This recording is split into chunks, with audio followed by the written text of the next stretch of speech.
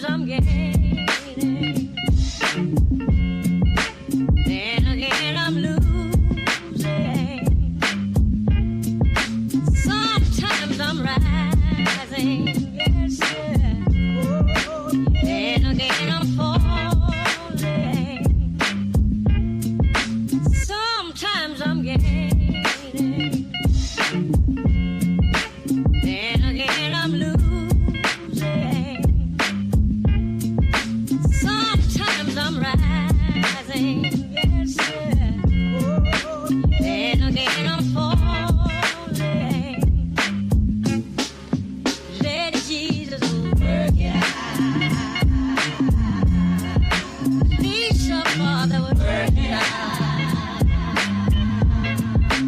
Oh, let God work it out.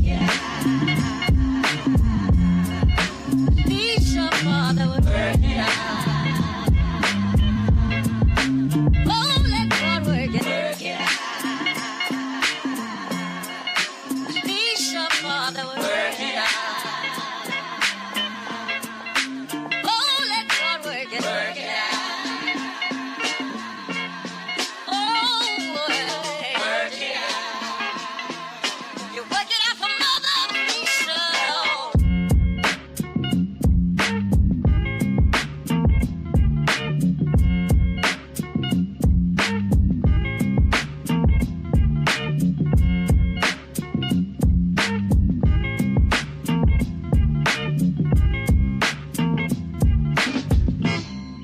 Sometimes I'm gaining,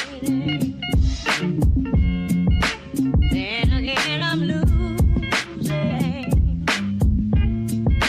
Sometimes I'm rising, yes, sir.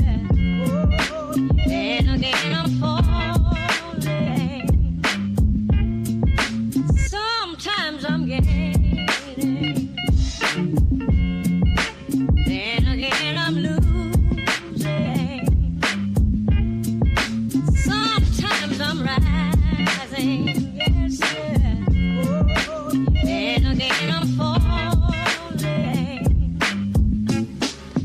Let Jesus work it out.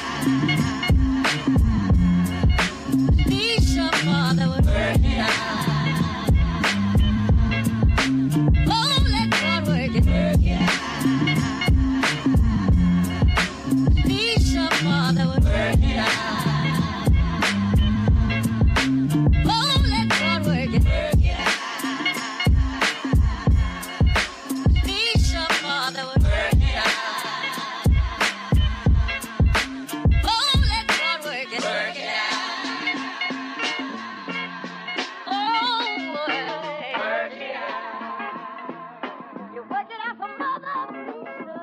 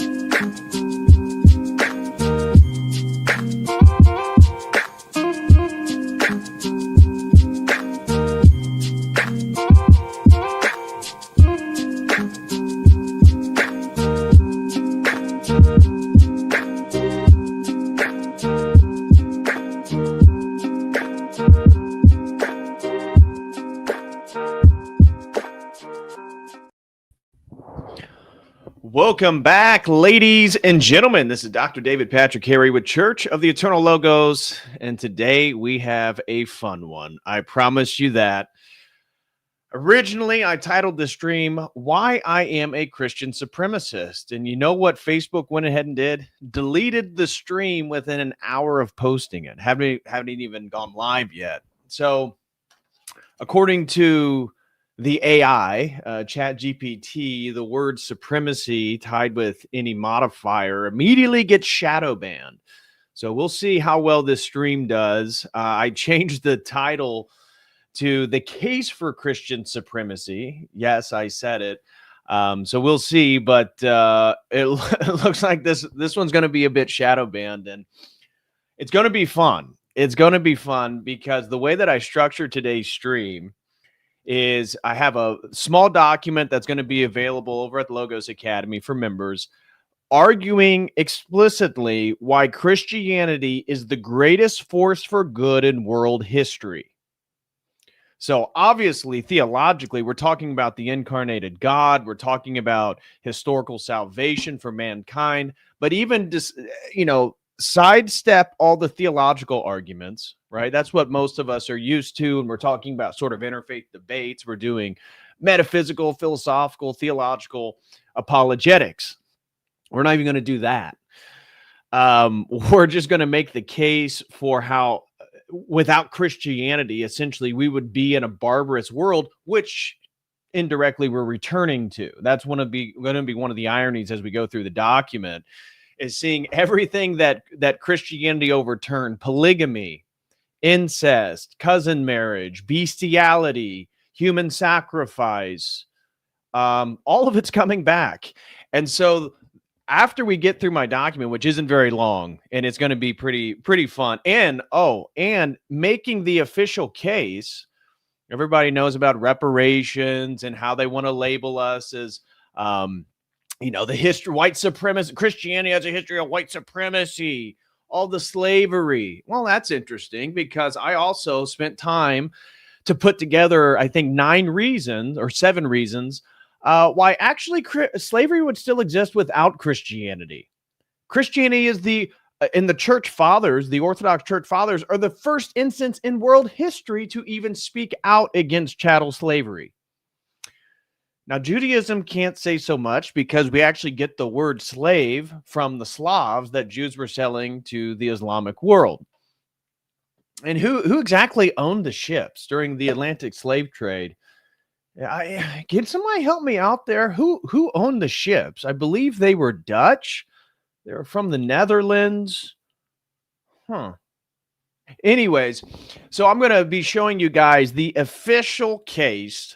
I think it's, case closed. There's really no argument that without Christianity, we would still be in a debaucherous, barbarous world of weird sexual rituals of inebriation. And so after we get through my document, one of the things I can't wait to show you guys is the instances of all these debaucherous things existing in all the other world religions.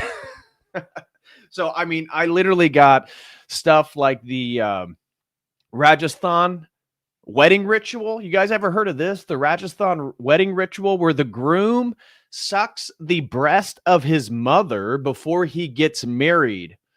He gets breastfed for one last time. And I was looking into it.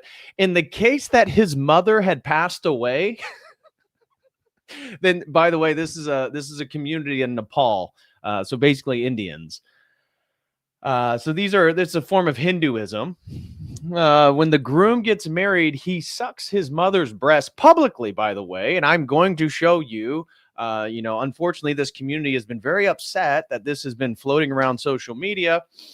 But you thought the end of Diwali and the poop throwing festival in India was bad.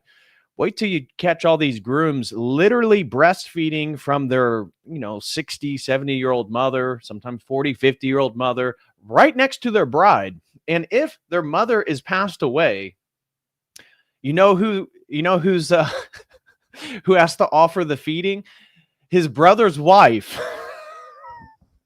Can you imagine that? You marry into a family and the mother passed away and one of the brothers gets married and you have to literally offer your breast to him so that he can suckle it in public. By the way, this is, as I show you, this is going to be surrounded by people. um so so there you go. There's a little interesting, I would say, semi-ancestral ritual. But I got stats on incest rates in the Islamic world. You'll see how, interestingly enough, in Pakistan, cousin marriage is like 62% of the population. 80% has some type of inbreeding in them. It's the highest in the world. Of course, Pakistan are just Indians that are Muslim. Just across the river there, the Indus Valley. So I got, let me just tell you some of the stuff I got. Temple prostitutes in India, of course, breastfeeding, Hindu yogis, having group sex with their followers. What else we got?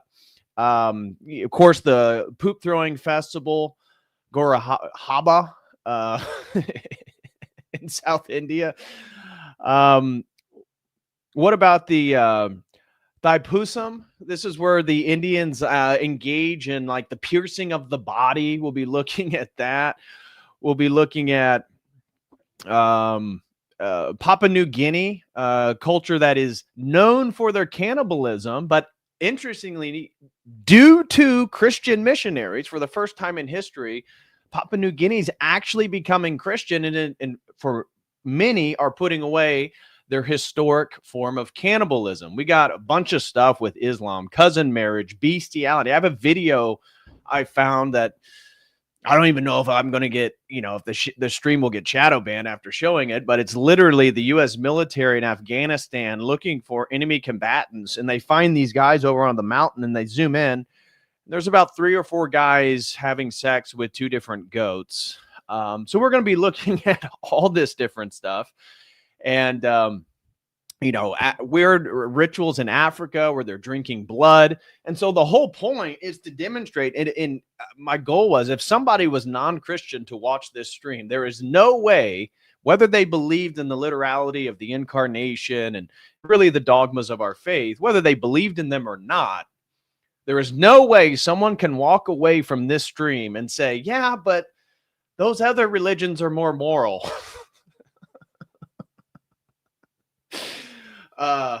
So much fun stuff to get into. So if you guys have an exciting, abhorrent, disgusting, debaucherous ritual of that we don't cover, I mean, we're going to be looking at, one of my favorites is the Dalai Lama asking the little boy to suck his tongue. Because for those of you who don't know, the lamas within Vajrayana Buddhism, the tantric form of Buddhism in Tibet, also in Mongolia, some of those lamas actually engage in ritual sexual practices, oftentimes with very young women and sometimes young boys. So we're going to cover that as well. So we're going to be looking at, for example, a tradition in Japanese Buddhism where they do ritual mummification of themselves. They literally self-sacrifice themselves. They stop eating and then they deliberately drink a poison. So their goal is to lose all their fat on their body and all the muscle on their body while they're still alive. And then they ritually consume a poison until they die. And the idea for them is that the bodies will be preserved longer because there'll be no soft tissue left on their frame when they actually pass away. So, wild stuff. So if you guys, as we go through there, that's going to be after my document. If you guys know of any crazy rituals that I'm not covering, let me know. Send them in and I'll pull them up, because that's the point of today's stream, is to actually show the explicit distinction between the civilized world, because I truly believe that Christianity civilized the world. Like, that's not some understatement or being hyperbolic. No, I mean, quite literally, when we start going through my document, I show you all the things that can be pointed directly to Christianity. That's why we have a moral, civilized society. And so when we look at progressivism, when we look at what's happening, for example, high trust societies were a unique feature of Christianity. Yes, you may have a high trust tribe, or maybe the tribe isn't committing what we would consider illegal acts, but never like full-blown societies. That's actually a unique Christian development, is very high trust societies. So you see then this mass immigration that's occurring in Europe and North America, Australia, New Zealand, and all these high trust, formerly Christian societies are breaking apart with high crime, weird religions, honor killings. That's another thing we're going to be talking about, is Muslim honor killings. And that's happening all the time in the West because of Muslim communities. I was looking, when we look at the incest rates, you look at the Western, you look at Christian nations, it's always below 1%. It's like 0.01, 0.02. And I noticed, except in Spain and France, it's up to 2% because of all the Muslims they're importing. So I found a document, for example, in India, to some of these tantric tribes regard to human sacrifice. Human sacrifice was outlawed in India in the 90s.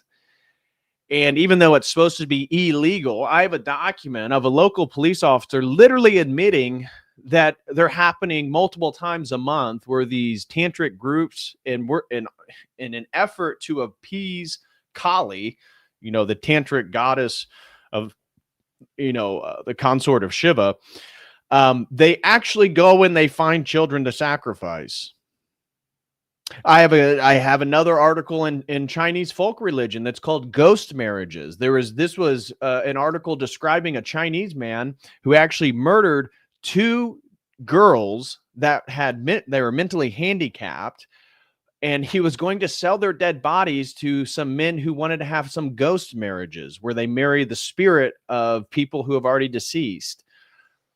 So pardon me for wanting to say I'm a Christian supremacist, and one of the things, that reason why we need to be more explicit about our Christian supremacy is, one, this was what caused me to want to start this stream. It was actually my trip to Florida, and just the inability and the weakness to people to say Merry Christmas. I don't care if you're a Sikh and you have your turban on. It's Merry Christmas. We don't do happy holidays over here. This YouTube channel does not do happy holidays. And so for the goal, the goal today is 30 super chats. And if we reach the goal, I can avow to you that I am going to go out of my way to tell every what appears to be non-Christian immigrant Merry Christmas.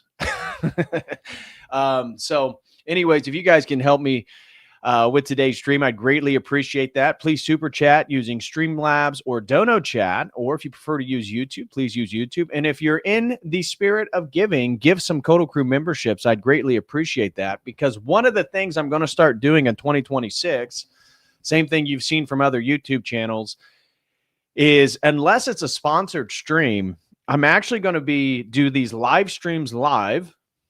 And then when they're done, I'm actually going to put them for members only, YouTube members. So not Logos Academy members, but YouTube members will only be able to rewatch the full live stream. And I will then post a significant clip, and that will be for free. So the live stream, the live experience will be free.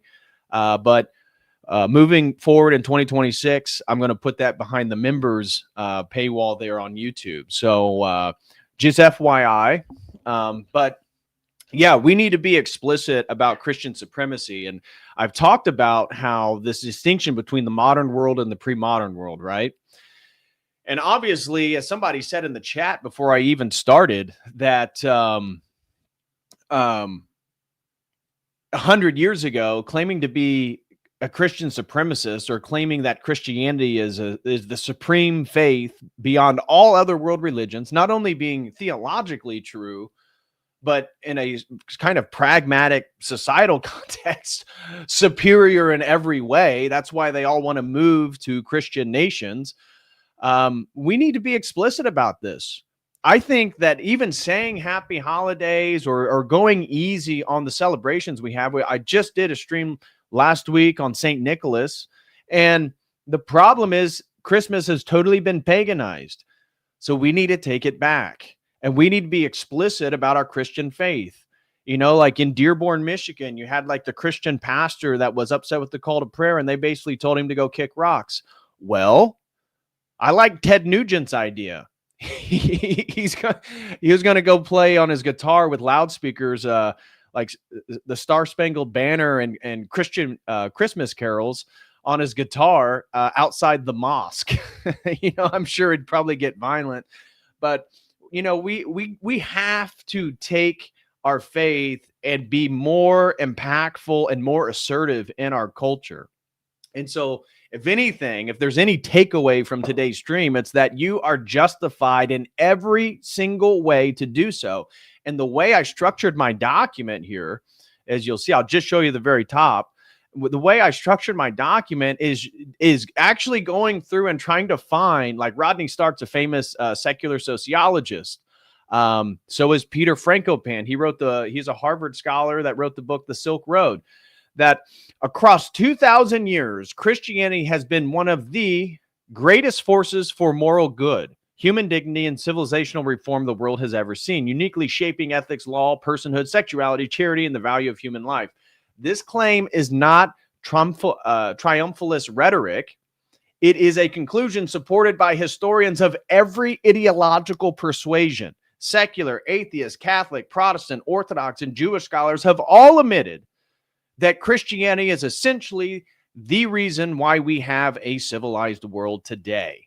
So I'm going to be going through and making that claim affirmatively for you guys. Looks like some people's Mr. Fist throws in, been a Coda Crew member, says, vey, shut it down. Yeah, I know. Don't be surprised if all of a sudden I start getting some technological glitches. It seems to happen every time. Red Fox. Hey, shout out to you, Red Fox. God bless you, brother. It was great spending time with you again in Nashville. He says, graphics are getting good. Yeah. Appreciate that, man. Appreciate the support. God bless you, brother. And Emmanuel throws in 20 pesos. Merry Christmas. Merry Christmas to you, brother. Christ is king, and we are going to be celebrating his entrance into the world. And I don't give a damn what anybody else's faith is or whatever progressive nomenclature they want to use to describe the holiday. It is Christmas. It is a Christian celebration. This is about Christ. It's not about Santa Claus and Rudolph. So thank you, Emmanuel. And Mr. Fista gifted 5 Coda Crew memberships. Thank you so much, brother. I really appreciate that. Shout out to everybody who got those memberships. Let me see if I can check. The Granite State Piper, Fresty, Martin, Derek, Good Godfather, GGF.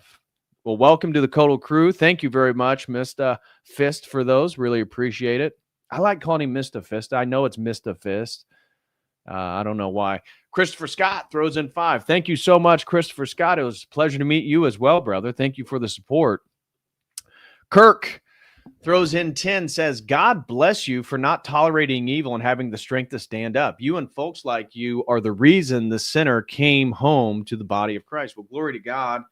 It's your own sincerity. It's the Holy Spirit. If I've helped in any way, I'm humbled, and any other Orthodox or Christian apologist. But this is what we need to do. We got to be explicit about our faith.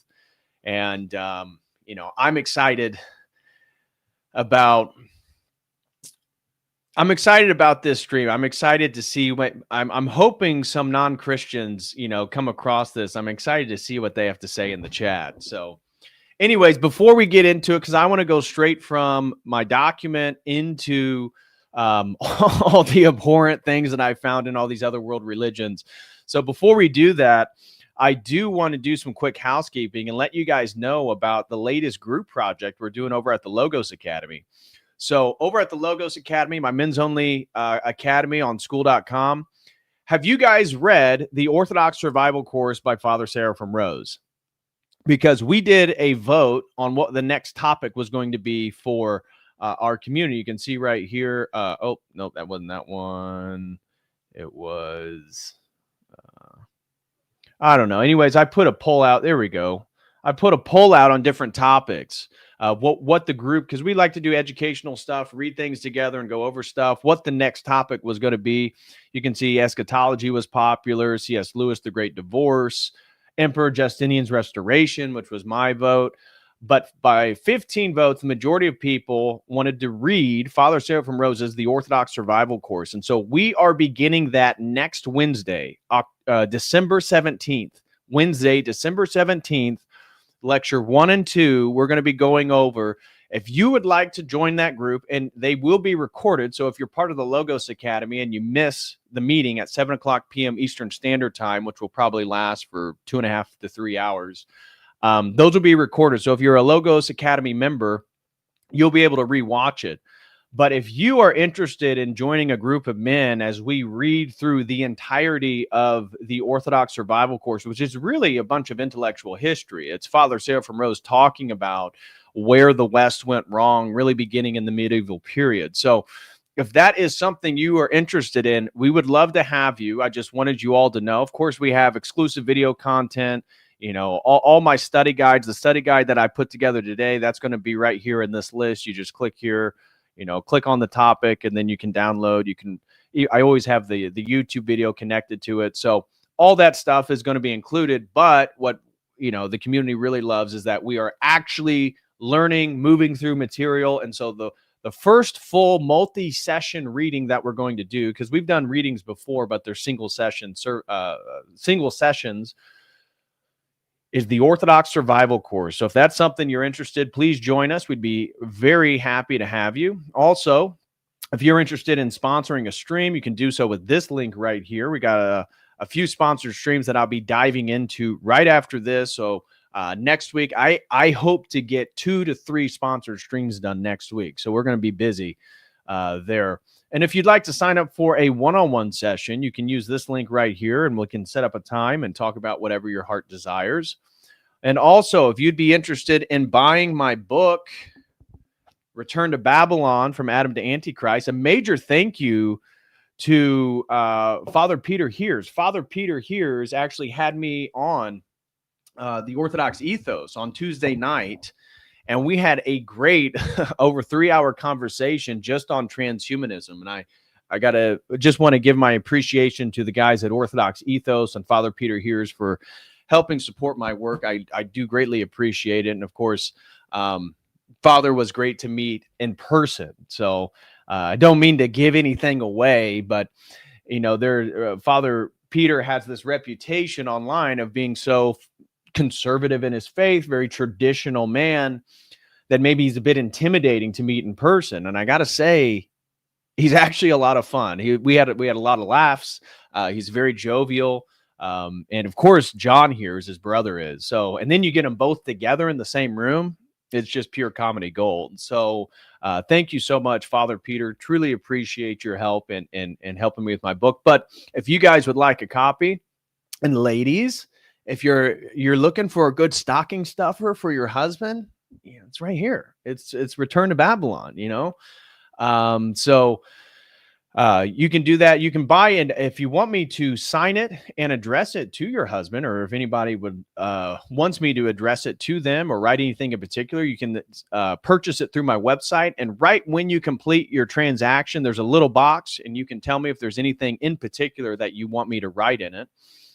Or if you just want a cheaper copy, you want to get the paperback, you can do so over at Amazon using this link right here. So also, we are in the fasting period. We are in the nativity fast. So if you guys are looking for a book, J Rip says, I don't have a husband, DPH. I'm not gay. Well, do you have a wife, J Rip? If you have a wife, the point was to tell her to buy it for you. But, you know, it is what it is. But anyways, if you guys are looking for some resources to help you during the fasting period so you can still kind of maintain your gains, go to the gym, I highly recommend checking out this one right here. And you can actually get a discount by using this link that I'm posting in the chat. So this is the Orthodox Fasting Cookbook by Seraphim Braden Vurick. He's an IFBB Pro bodybuilder. It has a foreword by Father Moses McPherson. And this is a great resource for look at 5 stars. Oh, there's only 1 rating, but it is good. It is good. 30 plus high protein Orthodox fasting recipe. So check that out if you guys are interested. Also, if you're trying to take your health to the next level in 2026, I know my goal is to be in the best shape of my life by spring 2026. Maybe some peptides will help. Check out Level Up Health. They're very high quality peptides. I'm currently on a 2-month cycle of BPC 157. Use promo code COTEL, COTEL, and you will get a discount on some of these incredible peptides. And if during Black Friday, these things were marked down like at a significant rate, and you could still use my promo code so as we get closer to Christmas, see if some of this stuff goes on sale, if there's some Christmas sales, and then also use promo code COTEL, and you'll get them at a much cheaper rate. But these are high quality peptides. I highly recommend. And if you're in the market for any Orthodox items, be it prayer ropes, crosses, t-shirts, flags, the study Bibles, check out orthodoxdepot.com. Also use promo code COTEL. You'll get a discount. Be greatly appreciative of that. And of course, last but not least, if you guys do engage in the nicotine, I recommend using my Alp affiliate link. They are the best. Alp nicotine is the best nicotine pouches on the market. And you can also get a discount, and they have great flavors. I highly recommend wintergreen and chilled mint. The spearmint's not bad. I got a couple rolls of the spearmint here. It's more of a brighter green than the mountain wintergreen. So, you know me, always got the nicotine ready. So if you're be interested, use that promo code that I just posted in the live chat, and you'll get a discount on your first order and multiple orders of Alps. I think they actually give you a bigger discount on your first purchase. So check that out. Let's see. Slow Boy White Boy, shout out to Kristen. God bless you and the family. I hope you guys are having a Merry Christmas this year. She said, Merry Christmas. Christ is born. Glorify him. Blessed nativity to you and yours, DPH. Thank you very much. Blessed nativity to you as well. And Merry Christmas. Christ is born. You know what? I recently found out there's an Orthodox tradition. Did you guys know this? Our priest was telling us that you're actually not supposed to put up your Christmas tree. I'm curious if anybody else's priest has said this, or this is your guys' practice, that you don't put up your Christmas tree until the Sunday before Christmas. Because my wife was ready to put up the Christmas tree as soon as it turned December. I mean, she was ready to watch Christmas movies before it was Thanksgiving. I told her, look, baby, we're Americans here. We don't do Christmas until Thanksgiving is over. So I had to explain that to her. And then we go down to Florida and Georgia, and everything's already Christmas. And she was like, well, they're already celebrating. Luckily, Zach and Haley, fellow Hoosiers, I said, when do you guys begin to celebrate Christmas? They go, well, after Thanksgiving, obviously. Exactly. So I had to educate my wife on our American ways a bit. Let her know, look, baby, you got to wait till after Christmas. But then my priest this past Sunday, he said, you know that you're not supposed to put up your Christmas tree until the Sunday before Christmas. I said, what? I had no idea. I didn't even know that was a thing. So I'm curious if you guys have heard that. Has anybody's priest told them that? Obviously, the old and the new calendar are on different, Christmas is on different date. Well, they're both on December 25th, but because we measure time on the Western Gregorian calendar, it's usually January 7th or somewhere around there. Austin says, I've never heard that before. Yeah, that's what my priest told us. He said that they grew up Episcopalian, him and his family, and he said growing up, they did the same thing. They didn't put the Christmas tree up till the Sunday before Christmas. And I'm thinking, what? Yes. Thank you, Alex. Hey, God bless you, brother. Great content. He says 184 watchers and 83 likes. Pump up those likes, chat. Exactly. Alex, I would love to do a stream with you, brother. I was watching some of your legal stuff. Fantastic, man. What's the best way to contact you? X, Instagram? You have an email, or can you shoot me an email? I'd love to do a stream with you. Oh, that's a Catholic tradition as well. Yeah, I had never known you weren't supposed to put the tree up until the Sunday before Christmas. So I let him know. I said, Father, forgive us. We're going to have to repent. But my wife and I, we put our tree up like December 2nd. And so he kind of chuckled. But yeah, Alex, whatever contact me on X or Instagram, Church of the Eternal Logos at gmail.com. I'd love to set up a time to do a stream. So, all right. Enough sort of, doing the rigmarole. Oh, somebody said Heidi sent in a super chat. Let me check it out. Oh, well, Emmanuel throws in 10 over on Dono chat. He says, now one dono to not feel bad for giving too much to YouTube. Merry Christmas. Well, thank you. Well, Emmanuel, God bless you, bro. Really appreciate that. Heidi B. Mary threw in $10 as well. Thank you so much, Heidi, for being so generous. She says, hey, DPH, please find a way to let us know your streaming schedule. Have a good weekend. I need to be better about a streaming schedule. I know Jim Bob's great about it. It's usually the same time every day. I know he has a Discord community. I do not have a Discord community. I use my Logos Academy as my Discord community, but it's obviously much smaller because it's not free. But I need to do a better job of scheduling streams. Maybe my problem is I'm always doing research. And so even like today, I'm doing research up until, about 1:40. And then I was like, and then I check and Jim Bob's not streaming today. And I had the stream set for 5, which is typically 5:00 p.m. Eastern time is usually my streaming time. So you make a fair point, Heidi. I need to do a better job of being consistent and having a specific time. Can you give a heads up on YouTube? Yeah, I could make a community post on YouTube, but YouTube is supposed to notify you guys. If you subscribe and click the bell, YouTube is supposed to tell you when I'm getting ready to do a stream. Everybody tells me that they don't. And, Facebook has been killing me lately on my streams. What is a Jew? Banned immediately. It's got an anti-Semite, banned immediately. This one, why I'm a white, why, take that back. Why I'm a Christian supremacist, banned immediately. So I changed it to the case for Christian supremacy.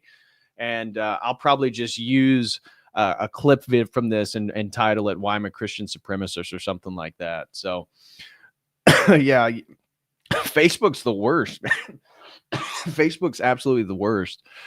Austin DeTulio, hey, God bless you, brother. Austin DeTulio throws in 10, says, Merry Christmas, you filthy animals. Absolutely. And Home Alone is a Christian film. I see that that's been spreading around. Me and BLA made that argument, like 2 or 3 years ago. And by the way, BLA and I will be on December 18th to do our annual Christmas film review. So if you guys don't know, I think BLA and I, for 4 years in a row, have reviewed Christmas films during Christmas. And this year, we're kind of running out of options. So we're going to be doing White Christmas, the 1954 film with Bing Crosby. Great film. Great classic Christmas film, White Christmas, if you haven't seen it. We'll be doing Jingle All the Way with Arnold Schwarzenegger and Sinbad. We'll be doing The Grinch, which to my chagrin, I've never been a big Grinch guy. I've never understood why The Grinch is so popular, but you realize that is the 1 and number 3 highest grossing Christmas films is The Grinch. I was kind of blown away by that. I thought it would have been Home Alone 1 and 2 or the Santa Claus with Tim Allen. It's The Grinch. The Grinch, and then The Grinch, how the Grinch Stole Christmas with Jim Carrey. Those are like the biggest Christmas films.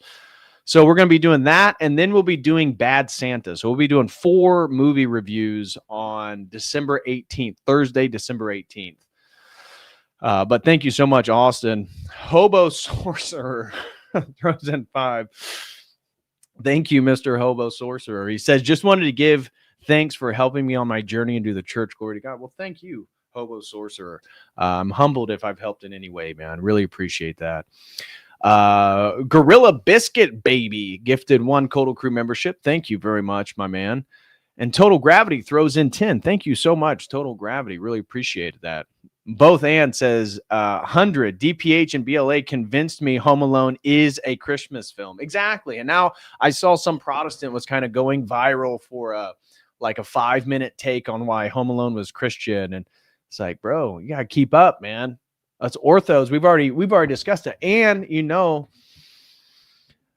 BLA himself has been attending some Orthodox churches. So pray for BLA and his new wife. Fantastic couple. Love BLA. BLA is one of the closest people that I've never met in person. Seriously, he's like a very close friend, and yet I've never met him in person. Very strange how the internet works that way. Okay, all right. I digress. I'm done with all these tangents. Now, what I am ready to do is tell you guys explicitly and emphatically how Christianity saved the world. It literally civilized the world. Whatever people try to tell you, ignore them. So here we go. How Christianity saved the world. Why I'm a Christian supremacist, and you should be too. You should be too. This is my sales pitch. I'm like Uncle Sam, where he points out to you, like, what are you doing for the country? Are you a Christian supremacist? If you're not, you should be. And why should we be? Well, as I already stated, that not only is it the greatest force for good in world history, and that it basically civilized the ancient barbarous world, which is agreed upon, as I highlight here, by secular, atheist, Catholic, Protestant, Orthodox, and Jewish scholars. I found all of them.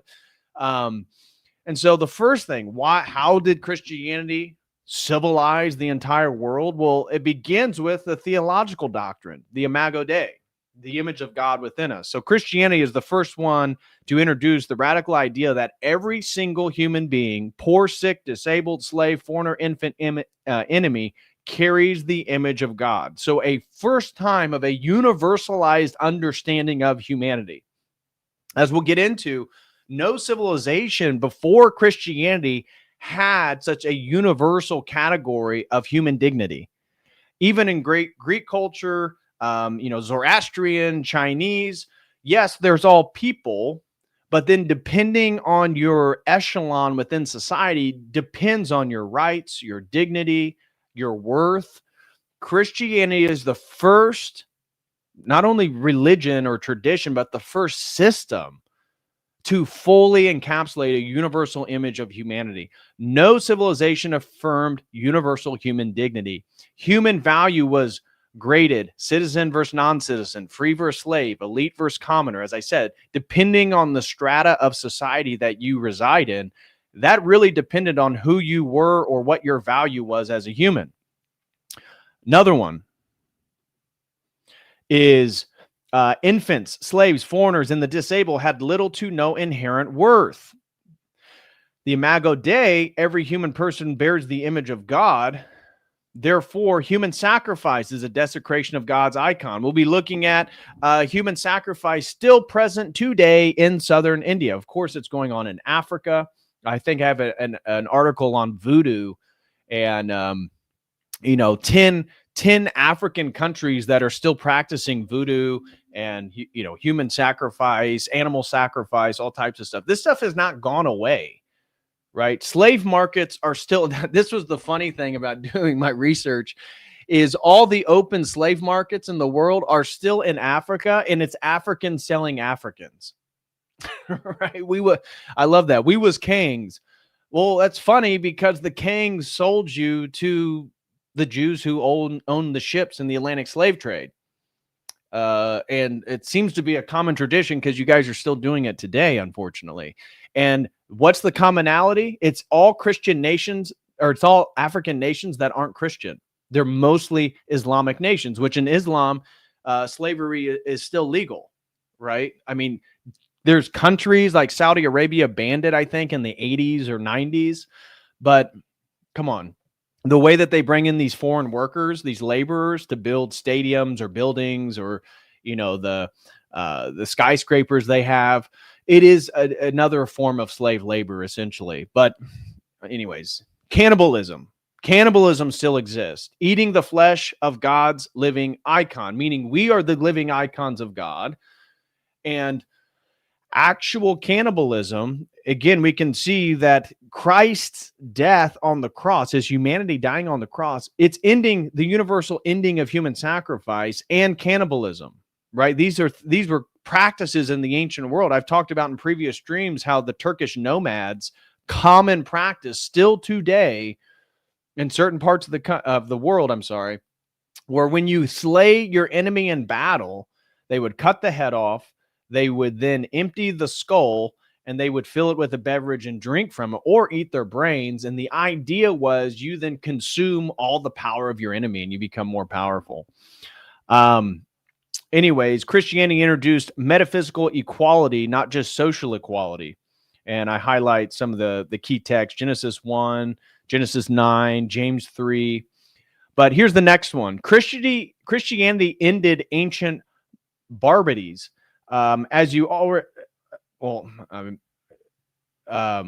Christianity opposed and ultimately eradicated human sacrifice, cannibalism, infanticide, and child exposure, pederasty and pedophilia, incestuous dynamic marriages, polygamy and concubinage, ritual prostitution and sex magic cults, slavery, gladiatorial killing and blood sport entertainment, honor killings, blood feud, unlimited revenge, divinization of emperors and tyrants.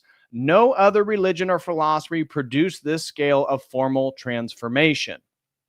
Christ's sacrifice as the end of sacrifice, as I just highlighted. All sacrifice finds its fulfillment in Christ once and for all sacrifice. That's Hebrews 10, 1 through 14. Therefore, ongoing blood sacrifice, human or animal, becomes theologically obsolete.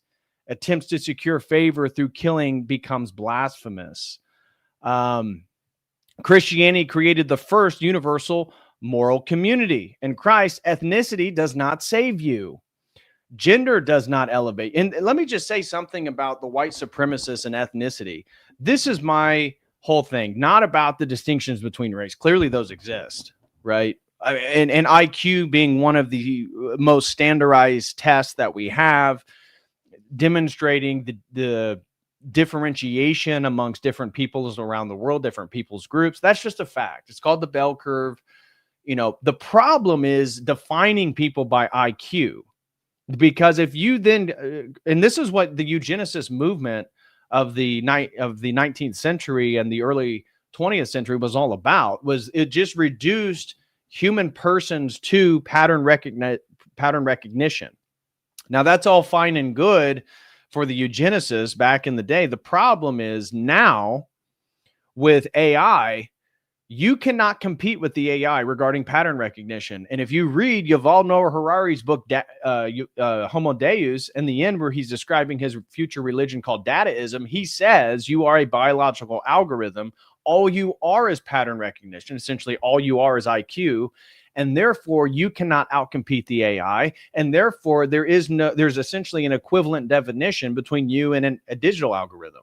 So this is where my problem with the white supremacy is not that there's differences, and not that we shouldn't protect and support and be proud of the people groups we come from, whether you're Japanese or Swedish or whatever it is, Cambodian, I don't know, doesn't matter. You should celebrate who you are. However, we can't reduce everybody to pattern recognition, because you lose by definition to the AI. So you just can't. And that's why the Imago Dei of Christianity is so important, is that we can recognize differences between people groups and still value each other and see the image of God within each other. With Christianity too, gender does not elevate you towards God. Social class means nothing, and power does not grant moral exemption. This created the first international moral community, the first anti-tribal ethical system in world history, guys. It's with Christianity. This is world history. The first worldview in which all humans are brothers and sisters in Christ.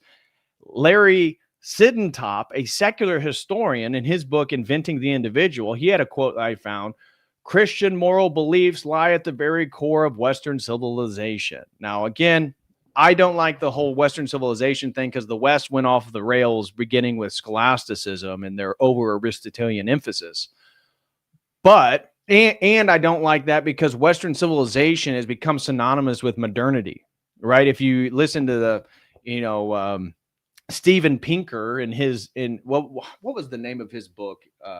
like 2017, basically was arguing why the world is so much better now than it used to be, basically continuing modernity. And in that book, he's always referring to Western civilization, Western civilization. And so I hate, because Western civilization is now synonymous with like the post-Enlightenment West.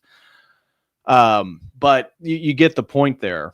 Agape and the logic of the neighbor, the command to love your neighbor and care for the least, forgive, etc. Matthew 5-7, 25 creates high trust societies, right? This is, without Christianity, it's the first time that multiple tribes could coexist in a larger framework and still value each other and create high trust societies. Think about that. Now think about all the immigrants and how we no longer have a high trust society. I mean, and to avoid getting in trouble, I'm not going to say more on that. Anyways, that directly contradicts gladiatorial spectacles. The idea that they would just feed, St. Ignatius to the lions in front of probably thousands of people, at least hundreds. I don't know how many people can be seated in the Colosseum.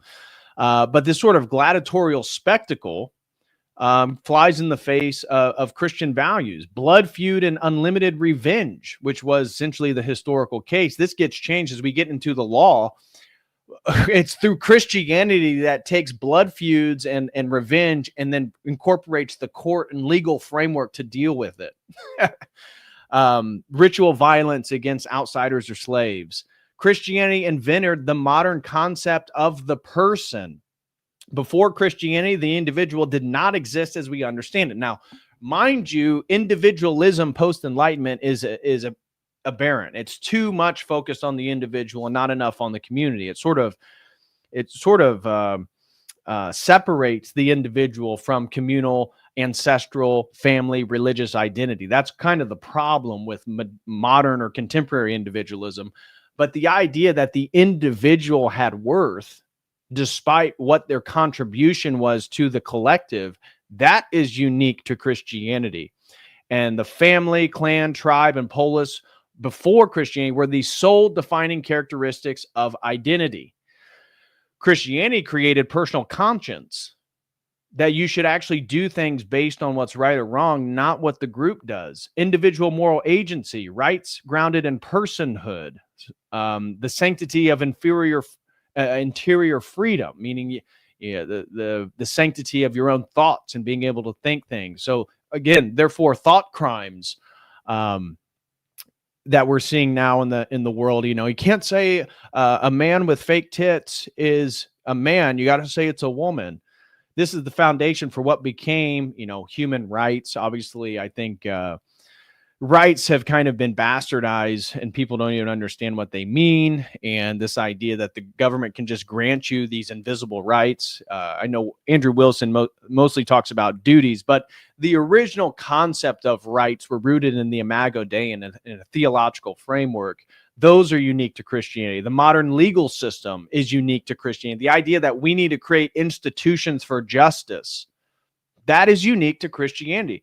It's not an exaggeration to say the Western legal and moral order rests entirely on Christian metaphysics. And so if we don't have Christian metaphysics anymore, what exactly do we have?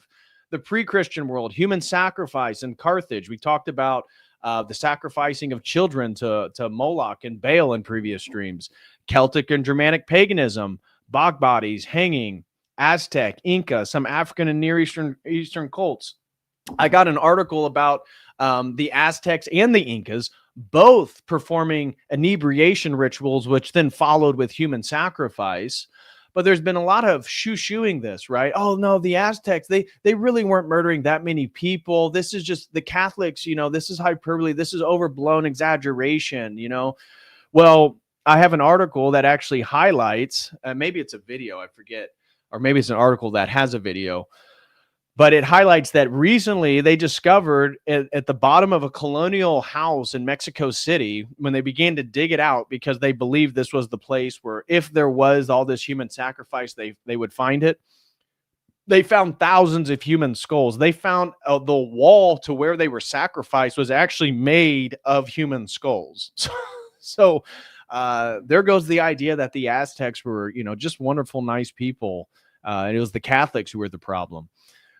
So ritual cannibalism and certain warrior and fertility cults, which again still exists in Africa, still exists in India, right?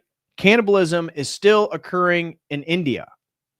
I have an article about the sadhus and some of the weird stuff they do, talking about, sleep, having sex with dead bodies, wiping cremated remains all over themselves, just really weird stuff. So the idea that all this stuff has gone away, people live in a fantasy in the 21st century. They think that the way that it is in Sweden or a nice city in America is the way that the whole rest of the world is. Not even close.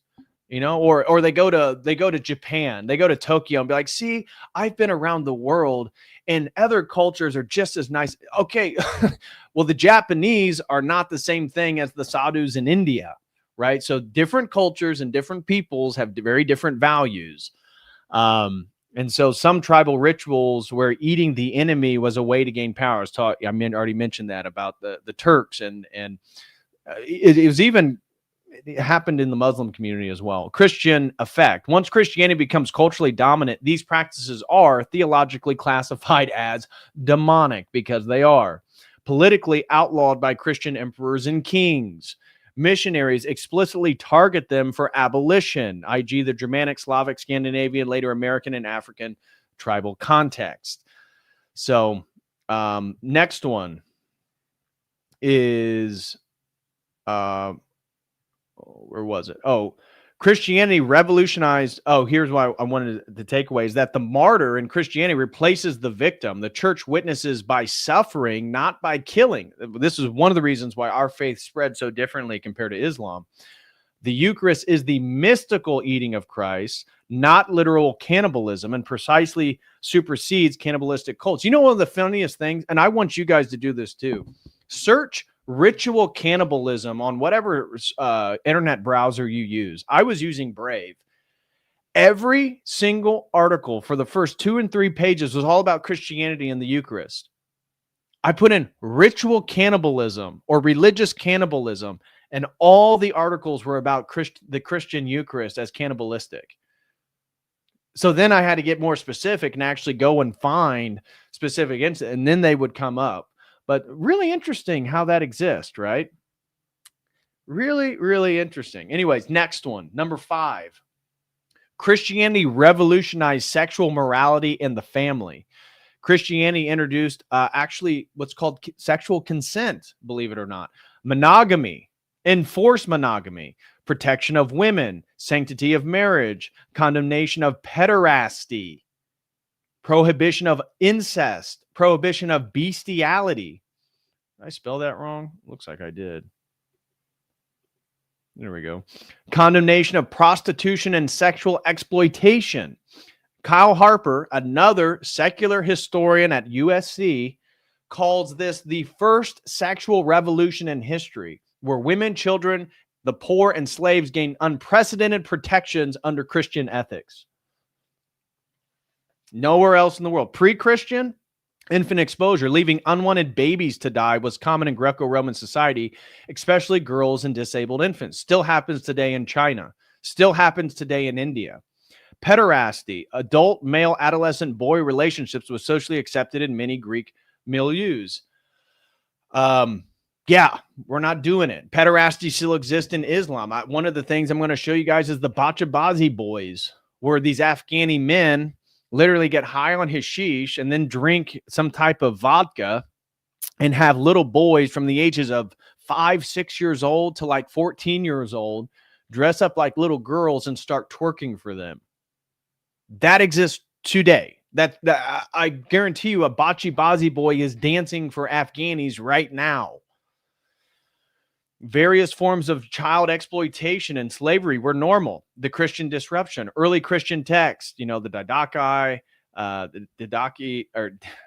Didache, Epistle of Barnabas, Church Father explicitly condemned abortion, which again, America is one of the largest culprits of. We've killed over 70 million children. Infanticide, exposure of infants. Christian communities became known for rescuing exposed infants, protecting orphans and widows, and rejecting pederasty and any sexual use of children. So when we start seeing the sins creeping into the Catholic Church and their problem with pederasty, this is a demonic influence. This has nothing to do with the history of Christianity. In fact, it couldn't be more explicitly condemned from Christianity. The theological framework, every child is an icon of Christ. To harm or eroticize children is a sin worthy of millstones, meaning it is the gravest of sins. It's one thing to kill your enemy in battle. It's another grievous sin to kill someone who's innocent. But to sexually exploit a child who doesn't know better, that is disgusting. That is disgusting. And Christ says, you, my friend, might as well just put a millstone around your neck and throw it into the ocean. Christian marriage. Marriage is a one flesh union, sacramental, exclusive, and indissoluble. Body is the Lord, not porneia.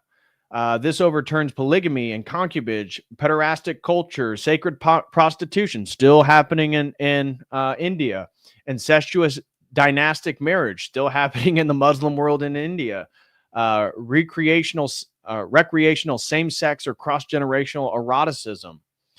Number 6, Christianity built the first institutions of social care. I did a whole stream talking about how hospitals and orphanages only exist due to Christians building them. We literally invented hospitals. We literally invented orphanages. We literally invented universities. We literally invented systematic charity. We literally invented social welfare for widows and the poor. Why? Because Christ himself identified with the least of these.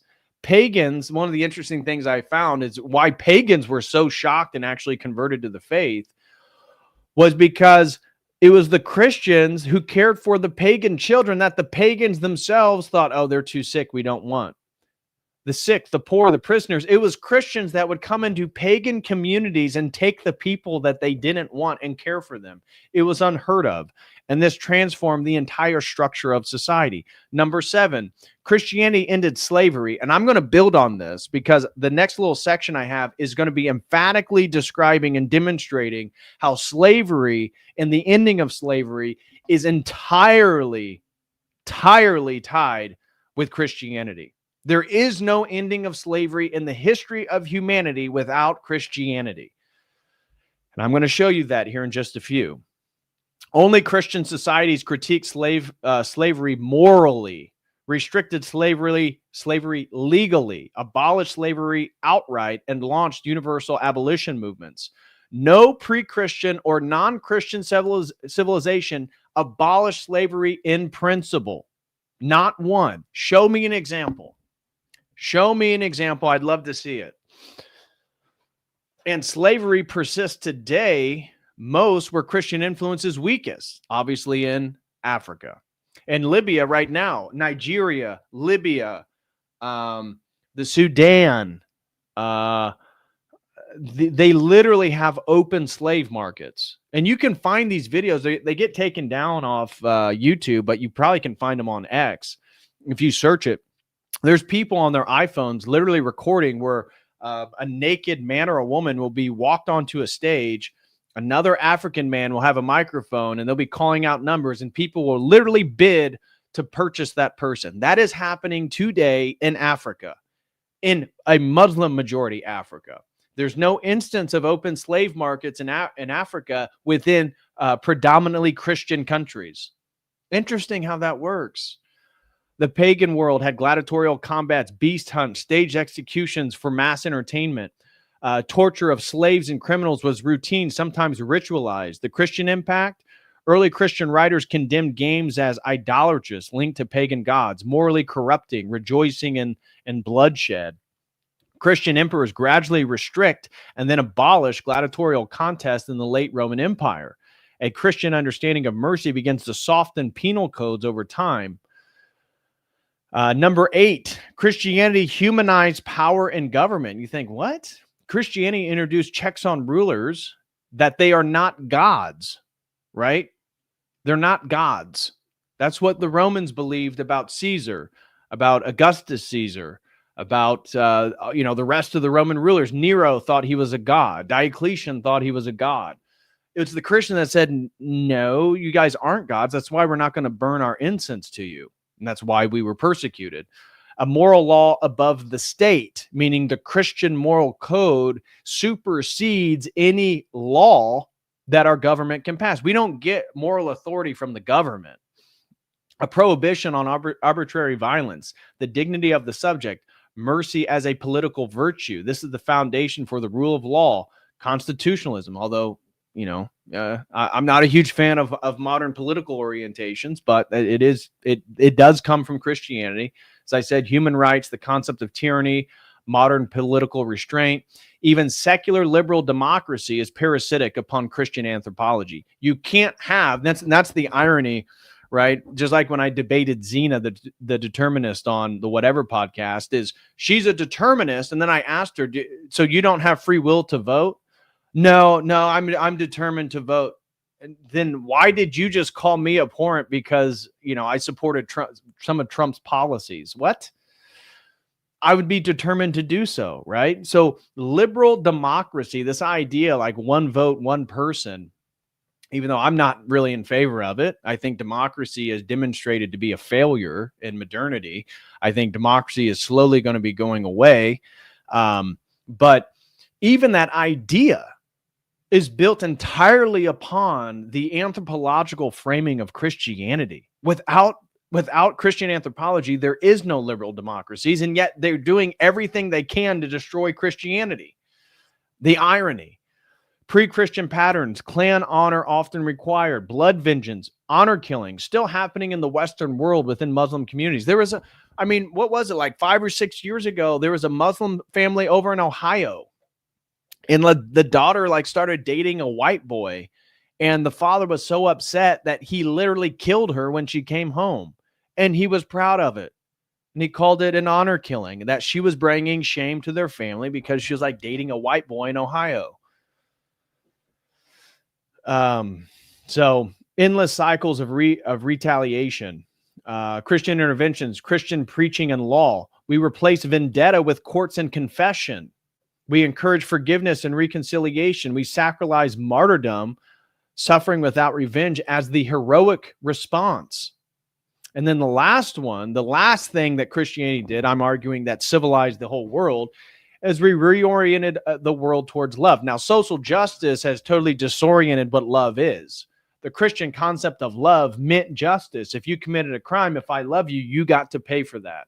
Now, I can forgive you. You can repent, but I'm sorry, you're going to have to spend your time for what you did. There's consequences to actions, and having appropriate consequences to actions was out of love and showed mercy in certain instances where the same crime, maybe during the Roman Empire, they just execute you. Where the Christians, they actually created courts, and yes, you were found guilty. You got to do this, but this was a movement towards a better, more just understanding of the world. And so no religion made love the center of metaphysics. Greek religion emphasized power, honor, and fate. Rome emphasized glory, law, and domination. Paganism emphasized appeasing spirits and cosmic order. Christianity preached love of God, love of neighbor, love of enemy. This restructured civilization itself. And now, the point that I want to make emphatically, that I want you guys take this document, use it. If you get into any argument with someone who wants to talk about Christianity and slavery in America and European civilization and the Atlantic slave trade, memorize some of these points, because this is the ultimate defeater of this argument that somehow Christianity is culpable for slavery in any way whatsoever. No ancient civilization ever abolished slavery. In antiquity, Egypt, Greece, Rome, China, Persia, India, Mesopotamia, pre-Columbian Americas, Islamic caliphates, none ever abolished slavery. All practiced slavery universally and saw it as normal, natural, and necessary. Not one abolished it. Not one questioned it morally. Even Plato and Aristotle explicitly defended slavery as part of the cosmic order. So remember that. So the first point here is that no civilization in history banned slavery except for Christianity. Number two, Christianity introduced the first moral condemnation of slavery ever recorded. Theological seeds that made the abolition possible. The Imago Dei, as we talked about, equality in Christ, not equality in society, right? Men and women have different roles. Children and men are not irreplaceable, but we're equal in Christ. Men and women are equal in Christ. We're not equal in regards to maybe physical capabilities, this whole deranged world that we live in. Manumission of Holy Act. Early councils encourage freeing slaves. Prohibition of enslaving fellow Christians. Very early canons. Condemnation of kidnapping and slave raiding. 1 Timothy, Exodus.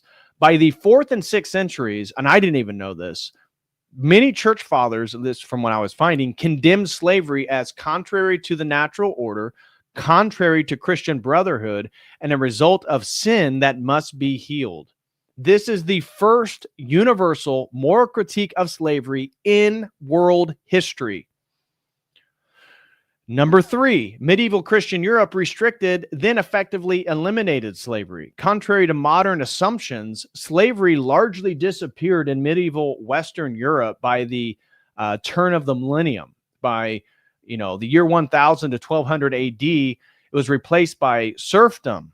Now, again, I'm not in favor of serfdom, but that's very different from chattel slavery.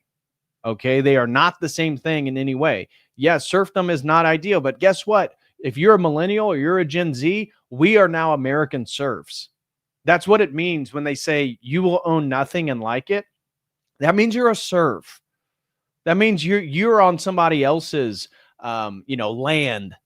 You are just a hired hand. And that's what it means, because you won't get to own anything. We'll pay you for your wage or maybe give you UBI, but then you need to buy your stuff. You don't get to own it. You get to rent it. The key medieval Christian bans, the Council of London condemned slave trade. Third Lateran Council by the 1300, enslavement of Christians was illegal everywhere in Western Christendom. This is 600, 800 years before Islamic, Hindu, or Buddhist societies banned slavery. Four, the first legal abolition in world history were all Christian. So the first complete slave abolitions in history. I found Iceland in 1117, medieval France, mother of liberty, abolished slavery on its soil in 1315. Scandinavia, the 13th to 14th century, outlawed it across the region. England in the 12th century. These are unprecedented in world history. No non-Christian state abolished slavery before the 19th and 20th centuries. Not a single example. All influenced because of Christian societies already doing that. And here's my favorite one. Well, America is uniquely bad because you guys had chattel slavery and you brought the Africans there and you treated them so bad. And you guys, we need reparations. Well, that's interesting because America did abolish slavery under Christian moral pressure earlier than most of the rest of the world. It is true the U.S. abolished slavery in 1865, later than Britain. But compared globally, slavery ended in most Islamic countries in 1962. Iran abolished slavery only in 1929. Afghanistan in 1923, but continues informally to this day. Ethiopia officially 1942, forced by the British. China banned slavery in 1906, but practices continued well into the communist era. Some would argue that there's even aspects of slavery still today in China.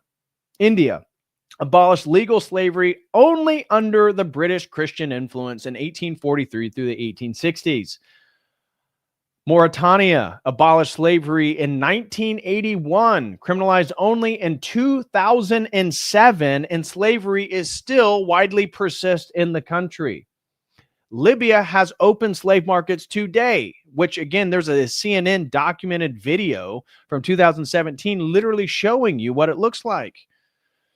Sudan, Niger, Mali, Chad, slave markets and hereditary slavery still exist. Compared globally, America was early middle, not late, and crucially, only Christian ethical concepts provided the framework for the American abolitionist movement. Number 6, why the Islamic world did not abolish slavery until the 20th century. Well, it's because in Islamic jurisprudence, slavery is permitted in the Quran and Hadith. Abolition was historically seen as contradicting Sharia. It continued African slave raids, eunuch trade, domestic harems, military slave castes. Thus, abolition in Muslim-majority nations only came under European Christian pressure, colonial occupation, and 20th century nation-state reforms. To this day, slavery exists in Mauritania, Niger, Libya, Mali, Sudan, and parts of Nigeria to this day. And this is the funny thing about colonialism. You have a whole theoretical perspective in academia called post-colonial studies. And it's a theoretical framework where, say, you're looking at pick a colonial area. Let's say South Africa, or again, they had apartheid. Let's say, whatever, any form of colonial nation. And look at the positive influences Christianity and Europeans had in each and every case. I mean, look at it. Let's just use India, for example. India has Mumbai has these train stations and these buildings that are literally going defunct because nobody knows how to build them, because it was the British who came and built their train station, built their buildings, beautified their cities. Yes, they were, taking spices, their trade markets and everything, the goods in which they pulled. But my gosh, let's look at the influences here. In almost every case, I mean, I'm going to show you an article of Papua New Guinea where they have the longest history of known cannibalism, where there's literally priests that have gone there where they'd kill them and consume their bodies. And now, because of colonial presence by the Germans, by the Dutch, and by the British and Papua New Guinea, they are becoming Christian and they are dropping the cannibalistic rituals that they have been so historically associated with. So can we just get over the whole problem with colonialism? Because if all these other places were so great, like why can't they build, high functioning civilizations? And why isn't Somalia like an economic powerhouse in Africa? Probably because of Somalians. Probably because of Somalian culture, probably because of religion, right? So let's just be honest with it. So my last point here is Christianity was the only moral system that made slavery unthinkable. The pagan world, slavery is natural. Islamic world, slavery is regulated. Asian world, slavery is cultural, not morally questioned. Indigenous Americas, the Native Americans, they were enslaving each other. It was a ritual. It was warfare. It was caste related. Christianity, slavery is sin and contradicts God's image and contradicts the gospel. No other worldview produced universal moral condemnation, abolition movements, legal emancipation, anti-slavery activism, philosophical arguments for human dignity. And this is the historical reality. It's a historical fact. So that is my little document. Again, it'll be available over at the Logos Academy for members, demonstrating why Christianity is superior to every other world religion. And not only is it superior, it literally civilized the world and brought us out of the barbarous state of the ancient period. So there's that. All right, let me catch up on some of the super chats here. Did you guys know all that stuff? I mean, I'm so sick and tired of the whole slavery thing being associated with Christianity or white Europeans. It's like we literally are the ones who stopped it. Will you stop? Will you stop? Like, go condemn the Africans in Libya. Go condemn the Africans in Nigeria, in the Sudan, and Niger. They all have open slave trades. It's amazing. It's amazing. So anyways, okay, let me see what people had to say. Steve Grady throws in 10. Thank you so much, Steve. He says, you need to dig up a copy of the Pink Panther Christmas. The great estimate cartoon character ever. I think he meant the greatest cartoon character ever and the most underrated animated Christmas show. Can't say I've ever seen that, Steve. So I'll keep that in mind. The Pink Panther Christmas. Never heard of it. Never heard of it. All right, I'll check that out. Antiochian Ezekiel, you just became a Codal Crew member. Thank you so much, Antiochian Ezekiel. God bless you, bro. Akathis, hey, brother. Akathis is actually a member of the Logos Academy. We had our meeting this past Wednesday, and like towards the end of the meeting, he goes, "Hey, bro, I'm Akathis in the chat." I was like, "What?" So Akathis, God bless you, brother. I will not say your name publicly, just for, I don't know if you're keeping that under wraps, but thank you so much, brother, for becoming a Codal Crew member. Really appreciate it. At last DM throws in 5. I'm still catching up at 2 times the speed. Does clown mask count as a debaucherous ceremony? Yes, it does. Yes, when Pope Frank's eyes are widening at the men, dancing around and convulsing next to each other and shaking their hips. Yeah, I would say that's kind of debauchery. You can see his eyes. He's like, there's something weird going on in the Vatican. Something weird going on in the Vatican. All right, let me just check the Streamlabs to see if anybody's sent any questions or comments in real quick. All right. So, okay, guys, this next section. So again, help me help me go over some of this stuff, because if you know of some rituals or some things that people have been doing that you would like me to cover, various religious rituals that are abhorrent, send them in and let me know. Let me know, because the first one I want to show you guys is the Rajasthan's wedding ceremony. I told you about it. Here's the article. This is groom's mother performs ritual, an act of breastfeeding him on his wedding day.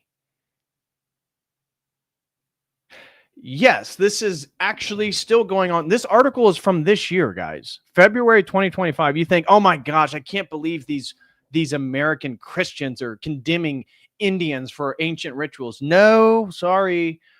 This actually was going viral this year. And so Indian weddings are filled with a lot of emotions and customs. Yeah, you're telling me. However, some Indian customs have often sparked debate. One such custom is a mother performing an act of breastfeeding her grown-up son on the day of his wedding. And like I said earlier, if his mother had already passed, do you know what? Do you know whose breast goes in his mouth next? The wife of his sister. The wife of his sister. Oh. So recently a video had been circulating on social media platforms where a mother performs an act of breastfeeding her son in a barat on the day of his wedding. In the video, the mother, whose head was covered, was seen lifting her blouse and performing an act of feeding her son, who was dressed up in his wedding attire. The practice is done in front of the guests with cameras rolling. So you can see here, she comes over to him. She literally lifts up her blouse, brings her nipple out in public. I mean, look at all these cameras. As soon as the video was shared on social media, people reacted to the same and showed their disgust over the age-old custom. Many also pointed out the irony of the situation where the woman has to cover her face in front of strangers while publicly performing the age-old customs. One of the comments can be read as, how is any one of them comfortable doing this? Another user commented, who could have possibly thought this was a good idea?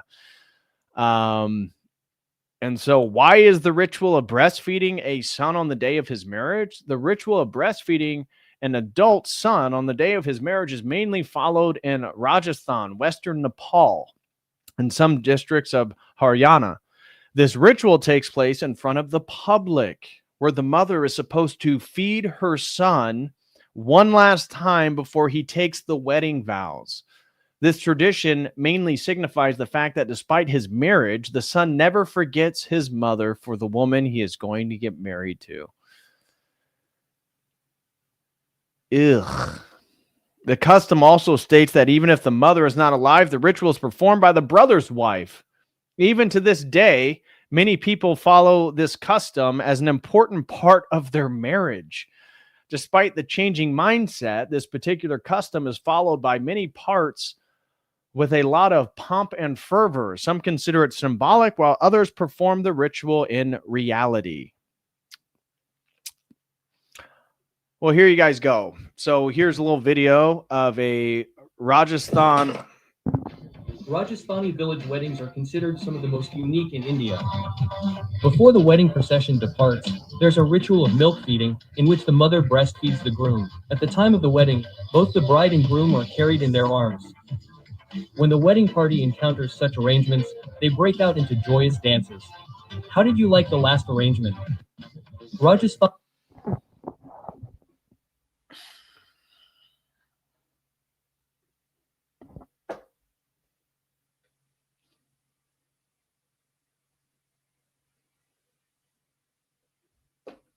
What is there to even say?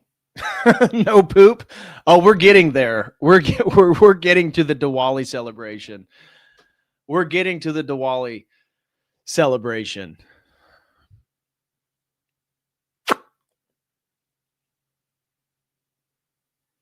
Yeah. So there you go. There you go. There's the Rajasthan celebration where, why don't you just suck your mother's tit on your wedding day?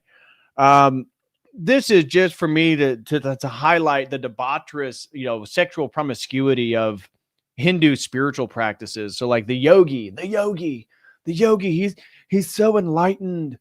Oh, he's so enlightened. This is just a Western article. This is from a couple years ago. So many yoga gurus try to have sex with female followers. I'm in ways women still fall for it.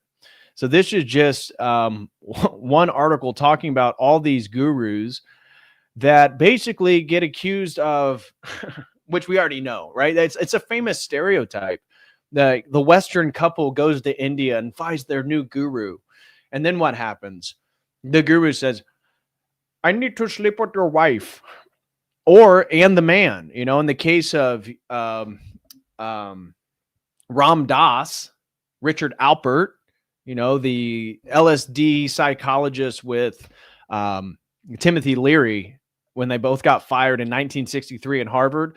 Well, Alpert, who got fired because he was having a romantic relationship with one of the undergraduate students, flies to India to be spiritually reborn, finds this guru. That's why he comes back as Ram Dass. He's his own yogi now. And he literally talks about how the yoga validated his bisexuality because they had romantic relationships with each other. So some of these yogis don't even discriminate, male or female. Sir, I need your wife, sir. Sir. So there's that. And guys, send in, if you guys have any recommendations for some, send them in to me. I'd be happy to bring them up. Nathan Slippery says Muslim countries are less advanced because of Andrew's debate argument against, Hakikachu. Yeah, exactly. Well,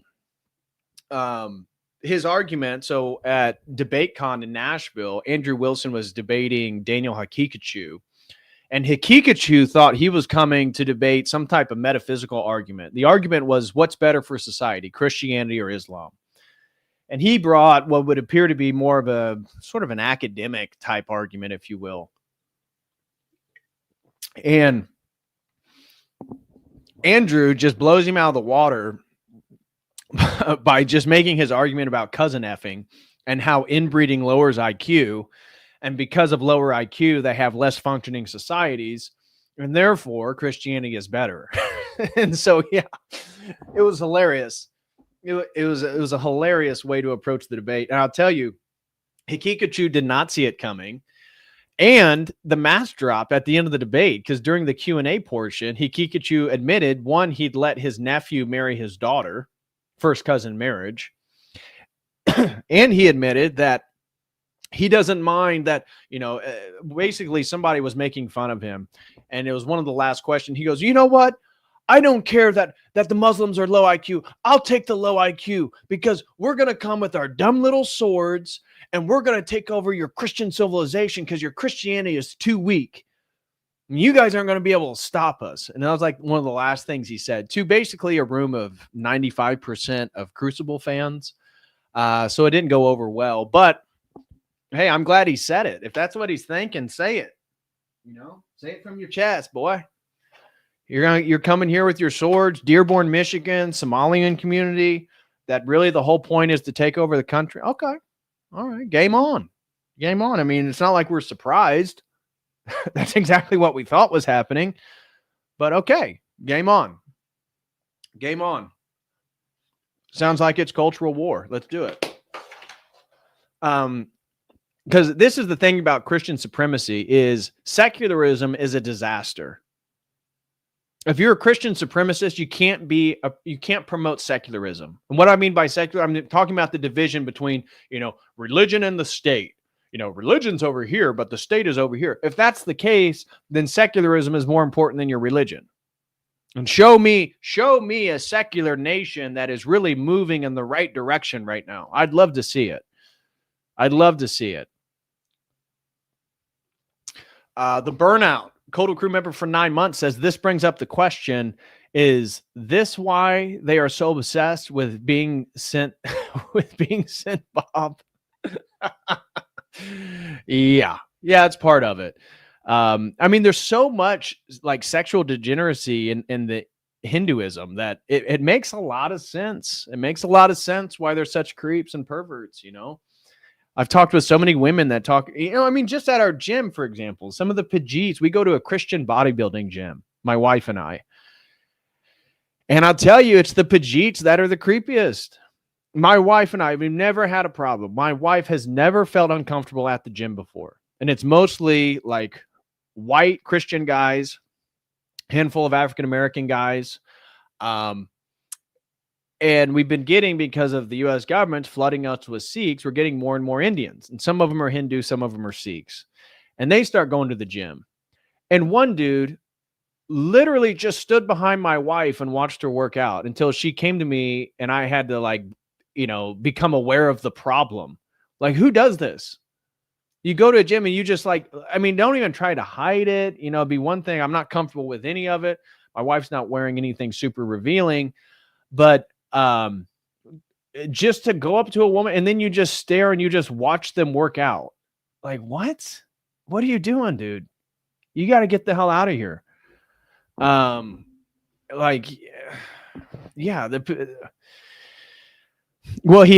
wife came and told me immediately. I was on the other side of the gym and she goes, "Oh my gosh, this Indian guy, he's so creepy. He keeps staring at me." I go, what? And so then I look over, she points to the guy.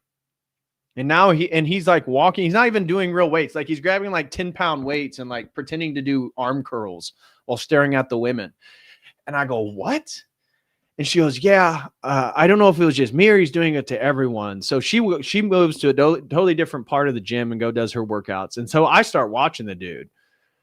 And he literally did the same thing to another chick. And she's in a room. So there's like another room that it's basically like booty exercises. So it's like girls typically go in there. There's a couple cable machines. And then there's like an ab and a hyperextension for your lower back. And there's a girl in there working out. I can't see her. I'm somewhere else. But I see the Indian guy goes in there. And I go, oh, God. In my mind, I'm thinking, oh, God, wait till she figures out who just walked in the room with her. And then I see her walk out like 2 minutes later. And you can see she's like... And he follows her out and she walks around to go to the dumbbells and he's following her. And then he realized, because he walks out there and there's other guys and he's like, so he walks them. It's like, what are these people doing? What are you doing? Oh gosh. It's disgusting. It's disgusting. Vigo throws in 10, says, Merry Christmas. Merry Christmas to you, my fellow Christian supremacist. Merry Christmas to all my Christian supremacists out there. May God bless you and a blessed nativity to you and your families. Okay. So, anyways, this article, I'm not going to read it to you, but it just goes over all these different yogis and all their sexual scandals, where basically they convince the women who follow them to sleep with them, and they end up having, like one guy, I forget which one, it was like over 200 to 300 women he had been sleeping with. One yogi said he explained to one devotee that in having sex with her, he was just fulfilling an obligation to you because of past karma. I have no need of any sexual relationship. I'm beyond all of that. He also told her that the only way to clean her karma was by doing his laundry and washing his floors. Oh, gosh. Oh, so here's another one. The Devadasis. This is a community of young girls that are essentially stolen, oftentimes. Sometimes they're given away by their parents because they're so poor. Sometimes they're just taken, and then they're dedicated to a temple and live a life of sex work in the name of religion. Even though this was made illegal in 1988, it still continues. Still continues. So this Parvatamama is a Devadasi, or a servant of God, as shown by the red and white beaded necklace around her neck, dedicated to the goddess Yalama, when she was 10 at the temple of Sandati in southern India. She cannot marry a mortal. When she reached puberty, the Devadasi tradition dictated that her virginity was sold to the highest bidder. And when she had a daughter at 14, she was sent to work in the red light district in Mumbai. What a wonderful religion. What a beautiful, just beautiful aesthetic religion, right? Unintelligible demonic noises. What a just beautiful, beautiful religion. Let's just sell our girls, oh, you're a virgin? Oh, we stole you from your family? Bidders. Who wants to sleep with the 10-year-old girl? Who wants to sleep with the 10-year-old girl? Oh, okay.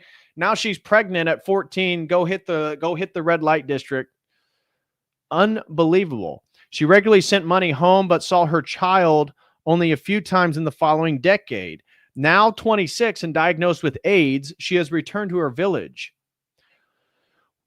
We are a cursed community. Men use us and throw us away, she says, applying talcum powder to her daughter's face and tying ribbons to her hair. She says, I am going to die soon. And then who will look after her? The daughter of a Devadasi plans to dedicate her own daughter to Yelama, a practice that is now outlawed in India.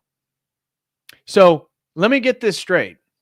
This girl is upset because she had to become a prostitute at the age of 10, dedicated to a Hindu goddess, sold to the highest bidder to lose her virginity, has birth at the age of 14, isn't able to actually see her child very much. Now at the age of 26, she has AIDS and is about to die, and she's going to dedicate that same child to the same goddess that she... What? Oh my gosh. Unbelievable. Absolutely unbelievable. So, all right. Let's go to the next one. That's the Devadasis in India. What's the next one we got? Watch devotees whip themselves with ropes in self-flagellation ritual. So, scores of Hindu devotees whip themselves with ropes as part of a ritual at Pusari Palayama's temple in Tamil Nadu. So Tamil is southern India. Here's a little bit of this beautiful religious ritual. Oh my gosh. Yikes. It sounds like demons. Holy crap. Whew. Wow, that's great. I'm surprised they don't break dance. They're such good dancers. The guy just falls down. What the heck? What the heck?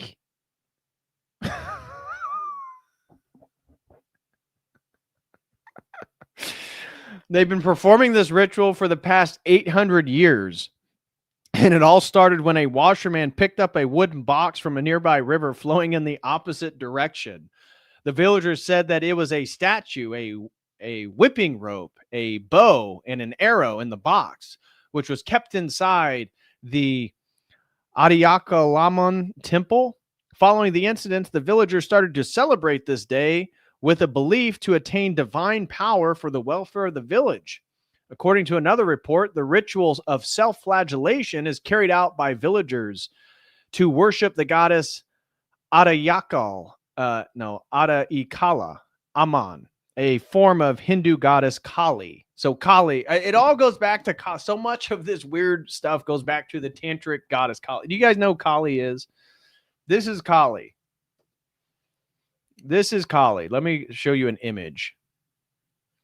This is Kali. Let me show you what's a traditional depiction here. This is one. This is her standing on her husband Shiva.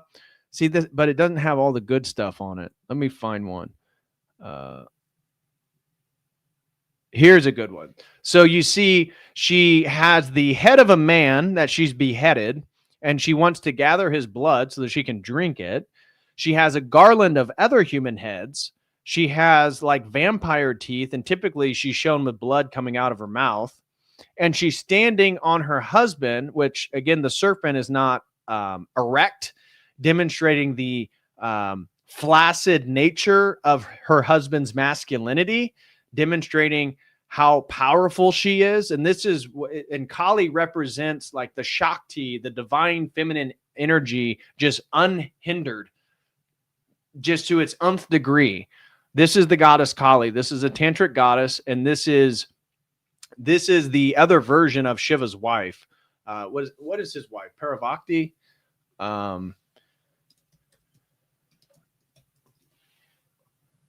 Yeah, Parvati.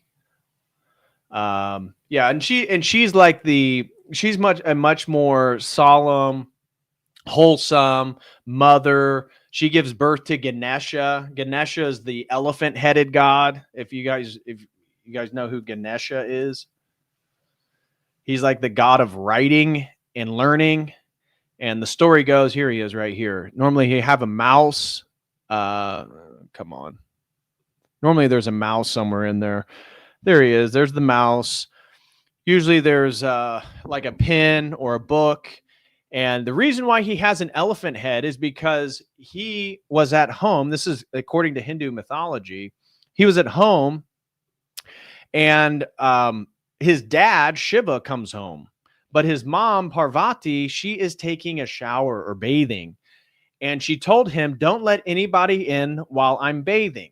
So then Ganesha, his father comes, but he doesn't know it's his father, and he doesn't let him in when his father's knocking at the door. Now, Shiva is the destroyer god. So Shiva then kicks down the door and beheads the person who is preventing him from coming home because he thought it may have been another man. Turns out it was his son.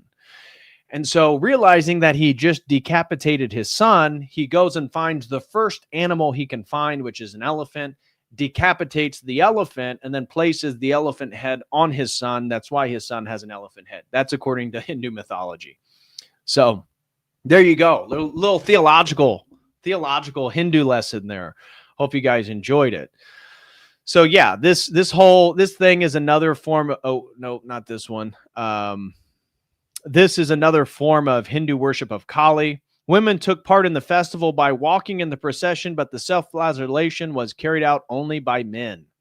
Wonderful, wonderful. Here's the one you guys have been waiting for, the poop throwing ritual in India. So this village in South India celebrates a unique cow poop festival every year. And so in Indian culture, for those of you who don't know, obviously the cow is sacred, but they believe that cow dung is antibacterial and it's auspicious. So there's like this famous video, or at least I won't say famous, but it was viral. It was from like the show 90 Day Fiance, and some American girl was marrying an Indian guy, and it was Diwali. And so his mother was there. They're at their Indian home, and they have a cup filled with cow poop, and they put a little candle in it and light it. And the American woman's like, oh my God, that smells terrible. It's disgusting. Why do you have cow poop in the kitchen? And he's saying, oh, it's antibacterial. It's very, very good. It's very auspicious. And then he goes, Mom, do we put the cow urine on it now? And she says, yes. And he has like, it looks like a teapot. And he starts pouring cow piss on the cow poop with the candle burning. It's like, what is going on? It's absolutely disgusting. So here is this village, the Gorahaba, the Cow Dung Festival in Tamil Nadu. So same area as the self-flagellation. It has a unique ritual. Villagers joyfully throw cow dung, honoring the deity Bir Sharwa Swami, believed to bring blessings and good health. How is it celebrated? The day after Deepavali, the festival begins in the village temple dedicated to Birappa. After the morning rituals, villagers collect fresh cow dung from surrounding cattle sheds and start throwing it at each other in an open ground. It is considered as the holy material of the day. Around noon, men of the village start forming a group. They look happy and enthusiastic. A huge pile of cow dung paste is prepared and kept at the center, and this is how the fun cow dung fights start. Participants throw the cow dung paste at each other, much like Spain's La Tomatina. I doubt it's much like that because they're not using cow poop. The fight continues for over an hour or two. It is a lot of fun and laughter. A festival that celebrates community unity. Understand that Gorahaba is more than a unique festival. It plays a powerful social role. This is the day when people forget caste barriers, and villagers from Tamil Nadu and Karnataka come together to play a cultural festival with much zest. It's one of those festivals wherein young and old participate. Oh, come on. Together, and migrants come home to be part of the fun festival. For rural communities, these festivals are their identity. And for travelers, it is a golden chance to witness a rare cultural fest of the South Indian village. Yeah, I bet people are dying to go there. They throw the poop with so much zest. It's just wonderful. There's recently the guy, let's see if it's on X real quick. The guy that went famous for, I don't know if he's famous, but his video definitely went viral, where he recently went to this festival. Indian cow dung. Let's see if that'll do it. Looky here.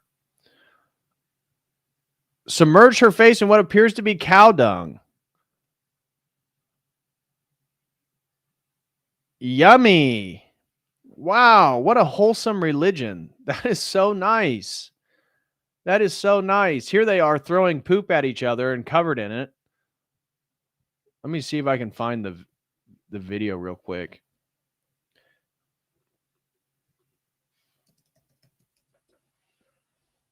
I bet if I put cow poop, it will come in.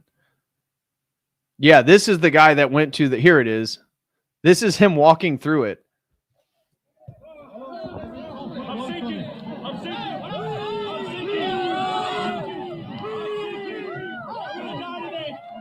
gonna die today. They're gonna kill me. Wow. What a beautiful and aesthetic culture. It's so wholesome. I just love it. Don't you guys? So what's the next one I got lined up for us? Let's see. Oh, here's the Thipolsum ritual. This is from 2023. Check this out, guys. So this is where they like put needles and stuff inside their body, and demonstrate their sort of superior spiritual enlightenment by the things that their body can withstand. So look, this guy's covered in needles. See, he's got needle. He's carrying this whole thing with needles. This guy's got all these face piercings.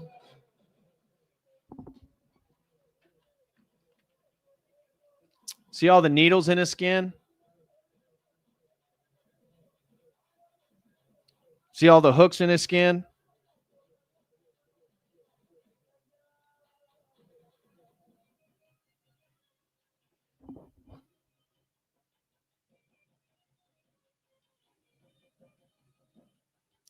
See, they're getting ready to pierce this guy with a bunch of stuff. And he's walking on shoes with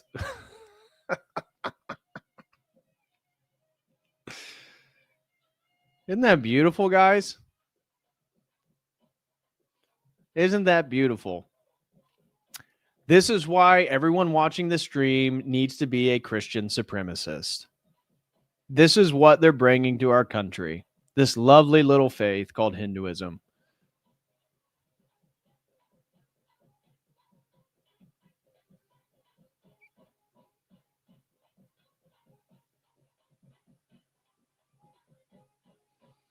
Wow, so sweet, so sweet.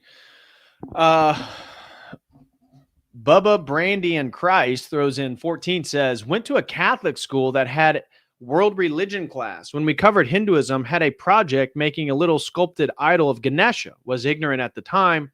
Islam was skipped and not taught. Yeah, of course it wasn't. Of course it wasn't. Why would they want to do that? Blink 4444 throws in 10, says, what up, Dr. D? Just got to the stream, heard the story, heard it was a Jeet. Yeah, that checks out. Yeah, it's always a Pajit, man.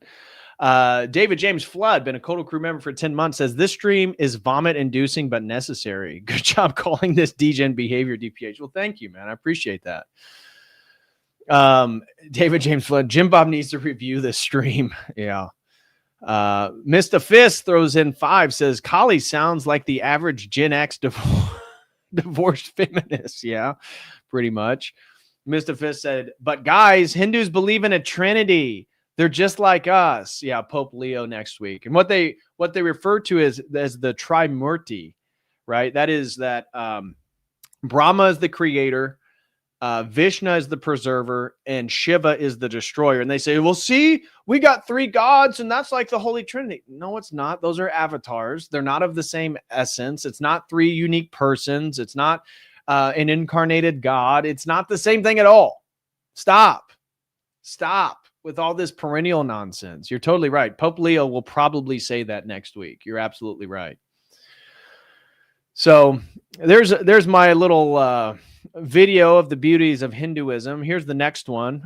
From cannibalism to Christianity, the transformation of Papua New Guinea. And this is from July of last year. So this is welcome, but this goes to my point. Why Christianity is the superior world religion. And you just have to look at the evidence.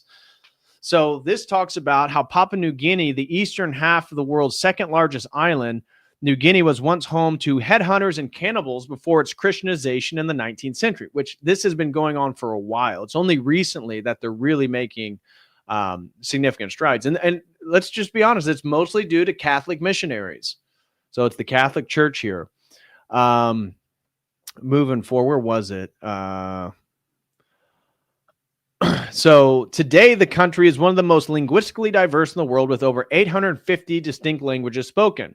While cannibalism reportedly persisted in some remote areas as late as 2012, leading to arrest for the murderers of alleged witch doctors, such practices pose ongoing challenges for both the church and the government. Currently, Papua New Guinea has 19 dioceses, including 4 archdioceses.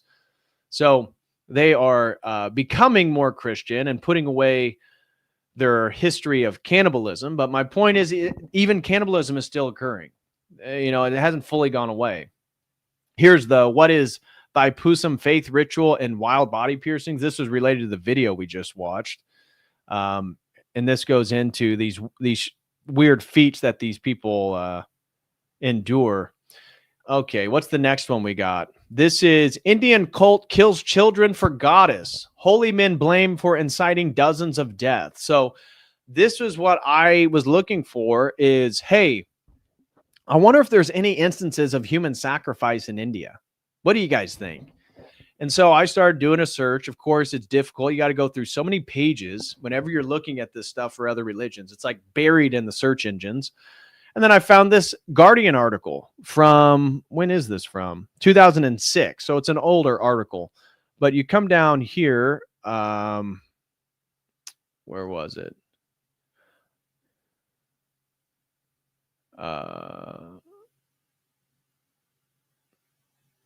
Okay, so I want to start here. Here we go. Check this out. So Sumitra Bhushan, 43, who lived in Bara for most of her life, certainly thought she was cursed. Her husband had long abandoned her, leaving her with debts and a life of servitude in the sugarcane fields. Her sons, Satbir, 27, and Sanjay, 23, were regarded as layabouts. Life was bad, but then the nightmares and terrifying visions of Kali, this beautiful, beautiful goddess that we just saw, allegedly began, not just for Sumitra, but her entire family. She consulted a tantric traveling holy man who came to the village occasionally dispensing advice and putrid medicines from the rusty amulets around his neck. His guidance to Sumitra was to slaughter a chicken at the entrance of her home and offer the blood and remains to the goddess. She did so, but the nightmares continued and she began waking up screaming in the heat of the night and returned to the priest. Quote, "For the sake of your family," he told her, "you must sacrifice another, a boy from your village." 10 days ago, Sumitra and her two sons crept to their neighbor's home and abducted 3-year-old Akash Singh as he slept. They dragged him into their home with the eldest son performed a puja, which is a ritual offering to a deity, ceremony, reciting a mantra and waving incense. Sumitra smeared sandalwood paste and globules of ghee over the terrified child's body. The two men then used a knife to slice off the child's nose, ears, and hands before laying him bleeding in front of Kali's image. In the morning, Sumitra told villagers that she had found Akash's body outside her house, but they attacked and beat her sons who had allegedly confessed. "I killed the boy so my mother could be saved," Sanjay screamed. All three are now in prison, having escaped lynch mob justice. The tantric has yet to be found. Police in Kurja says dozens of sacrifices have been made over the past 6 months. Last month in a village near Bara, a woman hacked her neighbor's 3-year-old to death after a tantric promised unlimited riches. In another case, a couple desperate for a son had a 6-year-old kidnapped and then, as the tantric chanted mantras, mutilated the child. The woman completed the ritual by washing in the child's blood. Quote, "It's because of blind superstitions and rampant illiteracy that this woman sacrificed this boy," said Kurja police officer A.K. Singh. "It's happened before and it will happen again, but there is little we can do to stop it. In most situations, it's an open and shut case. It isn't difficult to elicit confessions normally. The villagers or the families of the victims do that for us. This has been going on for centuries. These people are living in the dark ages," he says. According to an unofficial tally by the local newspaper, there have been 28 human sacrifices in western Uttar Pradesh in the last 4 months. 4 tantric priests have been jailed and scores of others forced to flee. The killings have focused attention on Tantrism, an amalgam of mystical practices that grew out of Hinduism. Tantrism also has adherents among Buddhists and Muslims, and increasingly in the West, where it is associated with yoga or sexual techniques. It has millions of followers across India, where it originated between the 5th and 9th centuries. Tantric priests are consulted on everything from marital to bowel problems. Marital to bowel problems. Wow. Wonderful. How good is that? Snagglebeast. Shout out to Snagglebeast. Throws in $2. Says, I get so mad. I just get so mad. Well, the point isn't really to cause anger in today's stream. It's just to show you what is going on in the other world religions and why Christianity is superior. Cannibalism, cannabis, sex with corpses, nudity. Read about the Agori sadhus of Varanasi. Oh, wow. Great. Who are the Avgoris? The Agori ascetics belong to a sect of Shaivism, worship of the Lord Shiva, that contradicts mainstream Hindu practices. Well, again, Hinduism is a misnomer because it's a wide variety of practices. It can include a lot of different things. They indulge in a large array of post-mortem practices, which include smearing ash from cremation grounds on their bodies, dwelling in charnel grounds, and using human bones to craft jewelry. They are devotees of the Bhairava form of Lord Shiva, and they believe that all binaries are mere illusions. So they're radical monists, non-dualists, Advaita Vedanta tradition, which is why they seek to go against social restrictions and taboos with their practices that embrace physical degradation. The 8 nooses. Here we go. This is a good one. Necrophilia and cannibalism. How sweet. The Agori believe that goddess Kali, a form of Lord Shiva's companion, demands meat, alcohol, and sex. They believe that the capacity to be forced on God and find purity even in the dirtiest of acts is a sign of true devotion, which is why the Agori seek to satiate the needs of goddess Kali through cannibalism and sex with corpses. The Agori also have a belief that sex in the presence of the dead can give one great supernatural powers. So they indulge in sexual intercourse with menstruating women smeared with the ashes of the dead in a graveyard in an attempt to take the form of Shiva and Shakti, another form of his consort. What about feces? The belief that profanity gives way to liberation is held dear by the Agori, who curse people who ask for their blessings and sometimes throw feces at them in the form of prasad. Despite the habit of cursing, the Agori believe that a true devotee of Shiva must not hold hatred in his heart, so they share all their meals with dogs and cows in graveyards, even eating from the same plate, as they believe it is wrong to consider animals to be dirty. It is important to keep in mind that different religious sects have different ways of looking at spirituality. Oh, that's so sweet. That's so sweet, isn't it? So there you get the Agori sadhus that, by the way, they smoke hashish and cannabis all day. So one of the more iconic practices of sadhus. So that there's all types of rishis, yogis, gurus, sadhus. Sadhus particularly are noted for how much they continually consume cannabis and hashish. They'll just smoke constantly.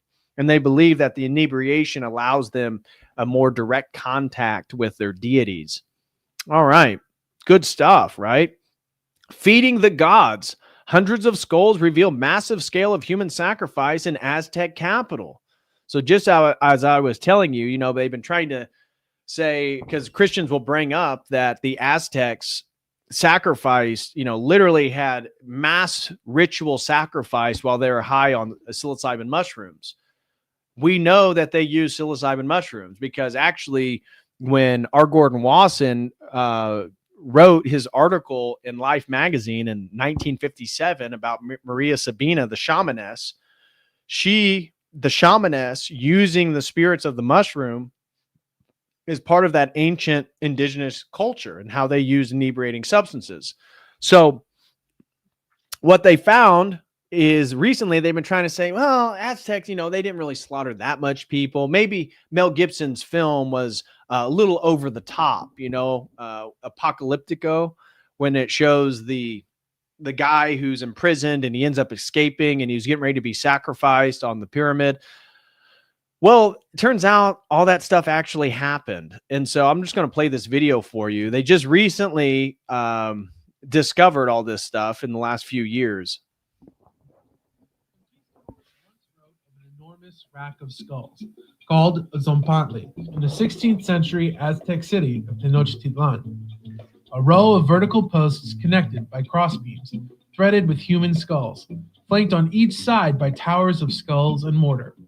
The Mexica, the founders of Tenochtitlan, and one cultural group that comprised the Aztecs, thought human sacrifices would feed the gods and ensure the continued existence of the world.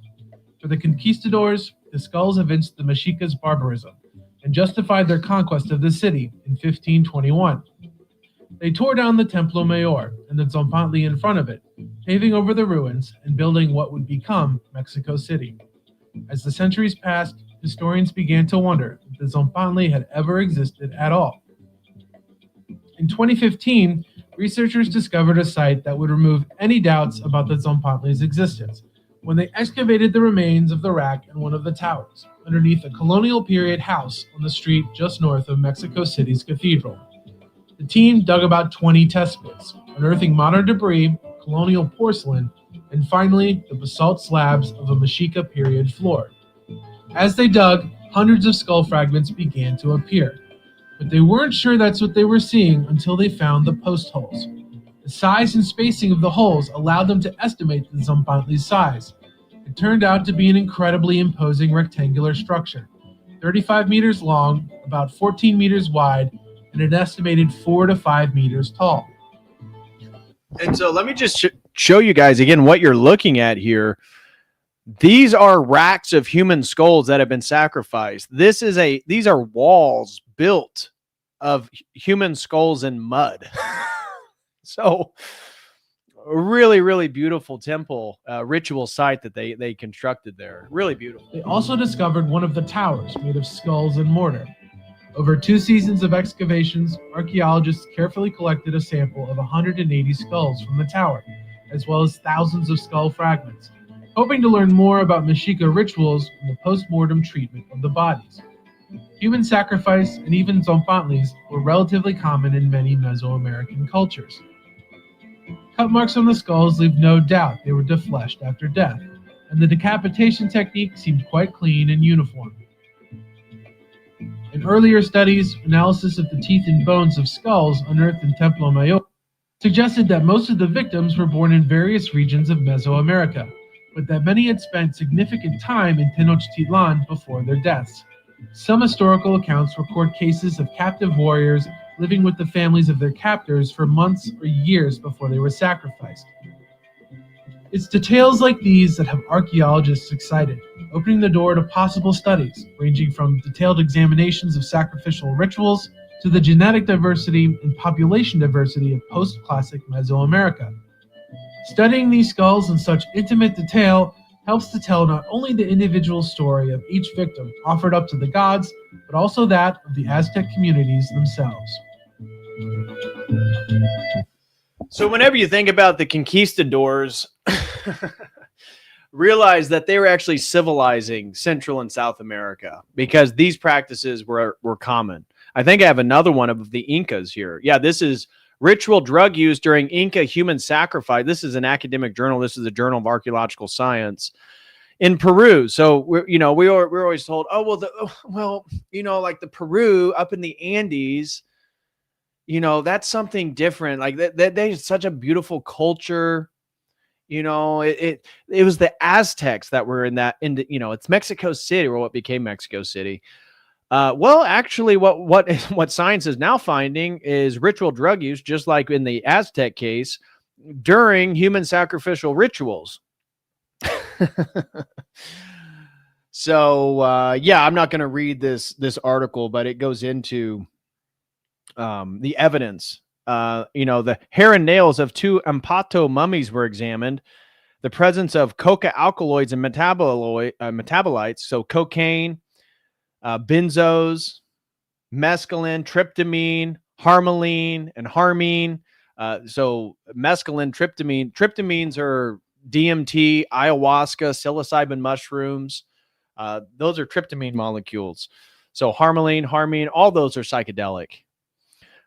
During the last weeks, the victims, they chewed on coca leaves and were intoxicated by ayahuasca, a beverage made primarily of Mysteriopsis caapi in modern medicine. The properties of harmine led to the use of ayahuasca in the treatment of depression. So there you go, little Aztec history as well. Here's my favorite. We can all agree, right? The Dalai Lama, that's a really righteous, pious man, right? We would all agree with that, right? We wouldn't say Tibetan Buddhism is degenerate in any way, right? Christianity doesn't need to civilize Tibetan Buddhism, does it? Well, here you guys go. Here you go, Tibetan Buddhists. Your Dalai Lama asking a boy to suck his tongue.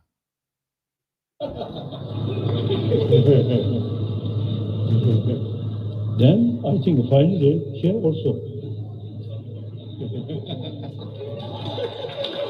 So he kisses a boy on the lips who is not his grandchild.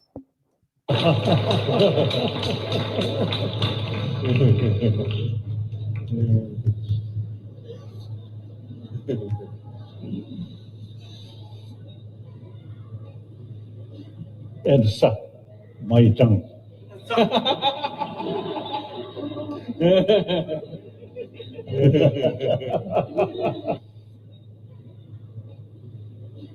And suck my tongue.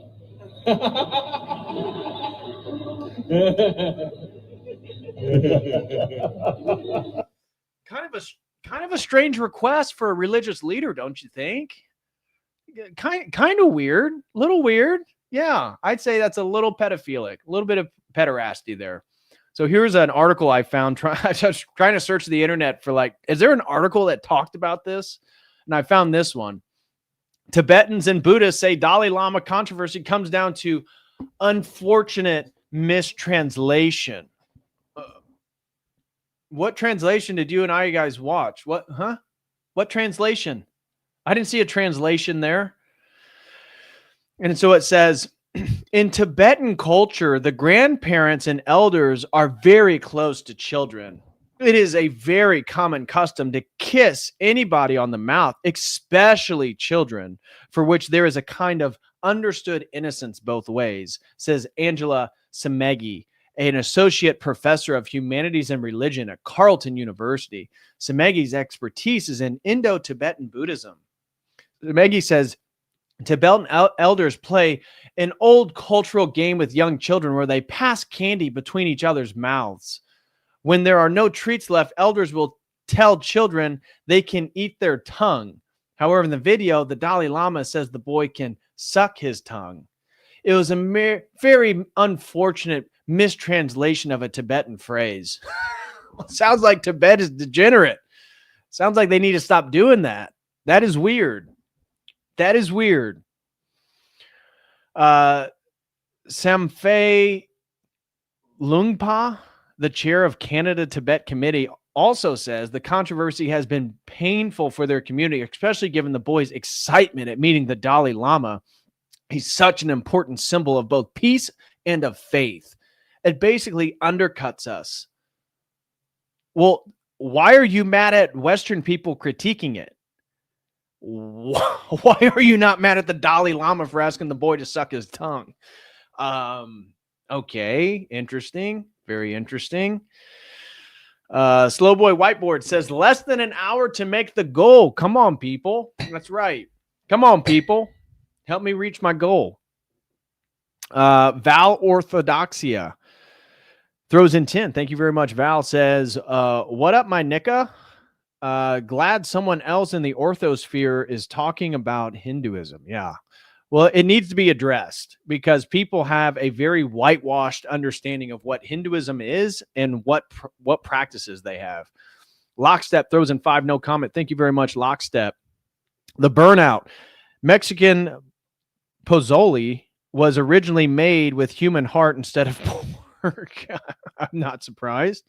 I don't know if that's a joke or not. Ghost throws in 5, says, if you look at some cartel murders, they look similar to Aztec sacrifices. I wouldn't recommend watching those videos, though it's pretty rough stuff. Well, that makes sense because part of what I'm trying to show you guys is the degeneracy that exists in all the other world religions. Showing the beginning of the stream was showing how Christianity put an end to almost every single thing we're looking at. That's why you can't find it in Christianity. And the fact that cartels may be doing it goes to my general thesis that all these practices are returning, right? So the world that Christianity ended is now coming back into fruition as we move towards the end times. And we can push this back as we convert people and repent as a society and individuals. But my gosh, I mean, we are returning back to the pre-Christian world. Texas Nevsky says, I now want to Fed post the 300-foot tall Hanuman monkey statue in my country again. Thanks, Dr. DPH. Yeah. Well, that's my point, is if the largest religious statue in America is Hanuman, the monkey-headed deity, we're in trouble, guys. We're in trouble. The largest religious statue in this country needs to be a cross. It needs to be a statue of Christ. We don't need some secular Statue of Liberty from France. We don't need Hanuman. We don't need Islamic temples or mosques. We need to put all that stuff. In an ideal world, we would just ban it. That's the only way a culture actually preserves itself. So that's why essentially we are at a cultural war where we have to retake American culture and remake it Christian. Mr. Fist says we need a wood chopper emoji. You're right. Maybe I'll make a wood chopper for the next members emoji. Texas Nevsky throws in 5 no comment. Thank you very much, Texas Nevsky. So that's a little bit about how you're the problem, guys. You're the problem. If you're upset with the Dalai Lama asking this boy to suck his tongue, it's probably just from a mistranslation, and it's really unfortunate, and it's probably your just cultural bigotry. What's the next one we got? Secret sexual consort of a Tibetan Buddhist Lama, the first Kalu Rinpoche. So this is about, I found this on a Chinese website, as you can see. Zhang Gongpu, chairman of the True Enlightenment Education Foundation, points out that in light of the sexual scandals committed by Lama Nidal in Europe and Sogyal Rinpoche in the U.S., it is clearly seen that the sexual assault cases by lamas are not isolated incidents. The key tenet of Tibetan Buddhism states that lamas or gurus must assiduously practice the sexual tantra. For example, the Dalai Lama says, hence, there are modes of practice of the fundamental mind according to one, the interpretation of, Gusya Maja Tantra by the New Translation schools, the Kala Chakara doctrine of emptiness, sexual and so on. The Mantrika engages in special practices such as making use of a sexual partner, hunting animals, and so forth, though it is easy to explain the purpose of employing a partner as a means of bringing desire to the path and inducing subtler consciousness, realizing emptiness. So that was my point. I was trying to talk to you guys.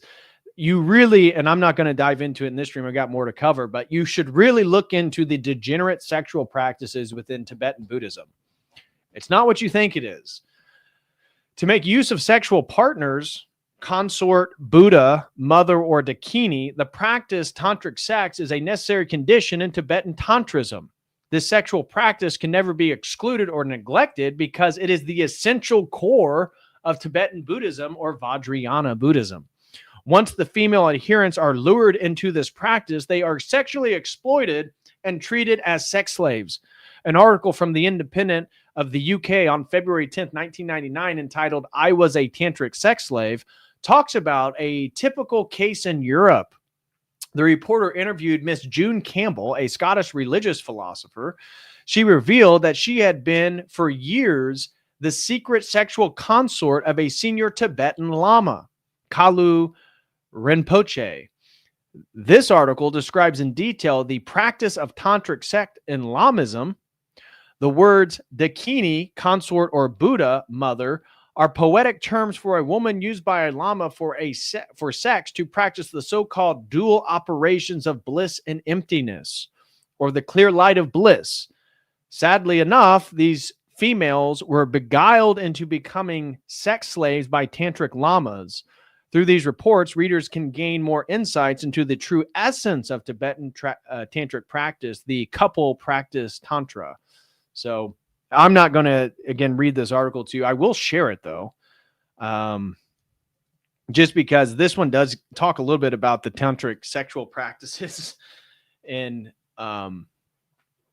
tantric Buddhism.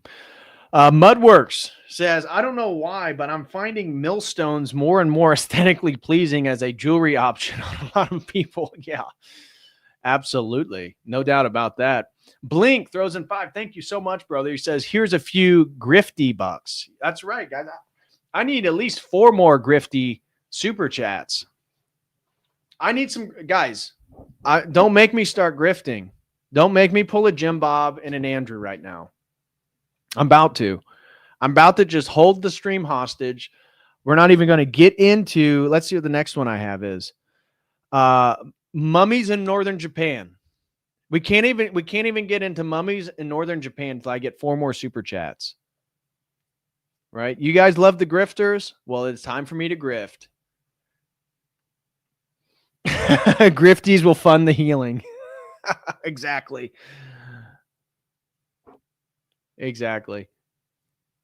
Grift Max, let's go. Guys, I can't even finish the stream. I can't even finish the stream until we reach the goal. Grift, baby, grift. That's right. Thank you. Hello. Pay up, freeloaders. Yeah, it took me hours to find all these damn articles just for your guys' pathetic amusement. It's for your amusement. It's for your guys' amusement that I spent hours trying to find these articles on the degeneracy of other world religions. Okay? Grift me. Grift me now.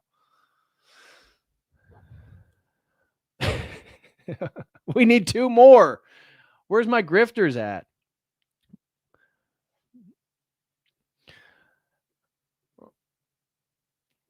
Austin DeTulio's grifting. He throws in 5. Thank you very much, Austin DeTulio. He throws in 5. No comment. Appreciate you. Mr. Fist, he's been supporting you guys all night. He is carrying the slack. He says, call the chat filthy pores. It works for Andrew quite well. All right. You filthy pores. Just enjoying the amusement I'm providing you guys from looking at the degeneracy of other world religions. Sorry, I need some cows. Yeah, Mr. Fista has carried you this entire way. That's a fact. Well, Emmanuel, your book just arrived. Looks very nice. Now I have to just pretend to read it. Yeah, I had somebody who bought my book, and I asked, well, what did you think? Did you think it was pretty good? It's kind of dense. I was like, it's kind of dense. And they're like, yeah, no, it's really good. I don't think the average person could read it, though. Like, well, I hope they could, but fair enough. Maybe not. David James Flood just gifted a Codal Crew membership. Thank you so much, David James. God bless you, brother. Really appreciate it. Guys, we need one more grift. I need one more grift super chat before we can finish the stream. Where's my pay piggies? Where's my pay piggies? All the pay piggies just pay Jay and Jim Bob and Andrew. There's no pay piggies for little old Patrick, little old Church of the Eternal Logos, little old Dr. DPH. There it is. There it is. Thank you, Brady Harvey. Throws in 5, says, how am I being held hostage for a stream by the worst grifter? Thank you, Brady. God bless you, bro. I really appreciate it. Mr. Fista says, Yakub approves. Thank you. I'm so happy that Yakub approves of the grifting. Mudworks throws in a generous 20. Thank you so much, Mudworks. He says, here's some money so you don't have to sell yourself to an old 5'2" bald kitty that lives on a mountain somewhere in China or whatever. Oh, God, you guys are hilarious. Thank you very much, Mudworks. Do appreciate it, my man. Thank you very much. Zorch throws in 5, says, I tend to use the term Bundi for Indian people. It's a fried chickpea snack popular in India? I don't know. It's going to be hard for me to move beyond Pajit. Now that I know how much they hate being called Pajites, really just, win in Rome, right? If Pajites are acting like Pajites, I say you just call them Pajites and not Bundi. But if you like Bundi, go with Bundi. That's fine. Lockstep throws in 5, says, can't wait till the Hindus finish building the neighborhood next to mine. Ugh. I feel bad for you. It's same thing's happening in Indiana. Same thing is happening in Indiana. All right. So now we can continue forward, guys. The beauty of the grift. Thank you. And genuinely, guys, outside the joke of grifting, all that, thank you guys very, very much for the support. Like, I genuinely support it. Thank you, or genuinely appreciate it. Thank you for the support. Thank you, guys. Okay. Moving forward here. So how many of you guys heard of the mummies of northern Japan? Probably not many of you guys. So basically, I'm going to scroll down here and talk about the Buddhist monks and self-mummification. If you've ever studied mummies of Egypt in history class before, you're likely lectured on how specialists carefully remove the organs to rid the body of moisture. Elsewhere in the world, other religions and cultures have also employed some sort of embalming technique to keep the dead in a preserved state. Alas, the steps involved in becoming a self-mummified Buddha are an entirely different thing. How one become a Suku Shinbustu is still shrouded in a bit of mystery, but historians have largely been able to work out the general steps involved. In total, the entire ordeal, the monk to be mummified Buddha, would last a little bit less than a decade. In the initial stages, those attempting to become Soko Shinbutsu would adopt an extremely strict diet. From what records we have, historians have been able to discern that this basically allowed only nuts, seeds, and fruit, and would power monks for the first 1,000 days. During this time, they would train themselves vigorously in the mountains. After a little less than 3 years of hardcore training in the mountains, those seeking to become mummified Buddhas would enter into the second 1,000-day-long phase. Here they would limit their dietary intake even more and would only consume pine needles, tree bark, resins, and seeds found in the mountains. This insane way of eating is known in Japanese as mukujiki, eating a tree, and was a way of helping those on the path to rid themselves as much body fat as possible. Not to go all grim on you, but when a person passes, this is the part of their corpse that is the most susceptible to putrefaction. When combined with rigorous training in the mountains and long bouts of fasting, eventually the monks' bodies would be slowly and painfully purged of the soft flesh and tissue that is prone to decomposition. In addition to the loss of lean body mass, these ascetics would be rocking a body fat percentage that was dangerously close to zero. To put that in context, many elite bodybuilders compete on stage in the low single digits. So to envision a frame even more lean than that, to be entirely frank with you, I cannot even envision what kind of mental fortitude would be required for a person to reach that physical state. Once the second set of 1,000 days has been completed, it would be time for the monk to prepare themselves for the final stage. By now, their bodies would be too frail for any grueling training. In place of this, though, those aiming to become a living Buddha would instead turn to meditation. When coupled with the prolonged fasting, this would have sent a soon-to-be mummified monk into a state of heightened sense of spiritual acuity. In all likelihood, scholars surmise that due to a complex combination of fasting, biochemistry, and rigorous religious discipline, the monks would have not suffered much in their final days. And then essentially they become skeletons, and you can go to Japan and go look at the mummified living Buddhas. So another, again, suicide of any proportion is totally anathematized in Christianity. We do not kill ourselves. We do not condone killing ourselves. And killing yourself is a grave sin because you have annihilated something that God put in place. and other religions, as in Buddhism, it's a form of spiritual enlightenment. In Jainism, the Indian religion of nonviolence, it's another dharmic religion with Buddhism and Hinduism. Jainism, the highest form of enlightenment is exactly this, is that you stop eating completely and you allow yourself to die. And then once you're dead and your body's put on a funeral pyre where they light it on fire, you know what the expectation of your wife is? To jump on the fire and for her to kill herself in the flames while laying on your dead body because you chose not to eat anything in the name of no harm. So, in Christianity, we don't do stuff like that. That is clearly demonic. And so moving forward, honor killings are a global problem. Who would have thunk it? I wonder where all the honor killings are coming from. You think it's the Christians? Do you think it's Christianity that's doing all the honor killing? Zorch throws in 5, says, I tend to use, we said that one. Mudworks throws in 5, says, I pronounce the P in Pajit so hard, it sprained my lips. Derek's fly fishing throws in 5 because I'm not a poor. Thank you, Derek, for establishing that fact. We do appreciate it. So here's a little article on, obviously, we know of something that happens all over the Islamic world. So this says, for one, while honor killings may be often explained away by bastardized versions of Islam, they are not actually Islamic. Now, what is this? Time Magazine. Of course, Time Magazine is going to run some pro-Islamic thing. So they're all upset. Honor killings need to stop. Honor killings need to stop. But Islam's not the problem, guys. It's just their poor interpretation.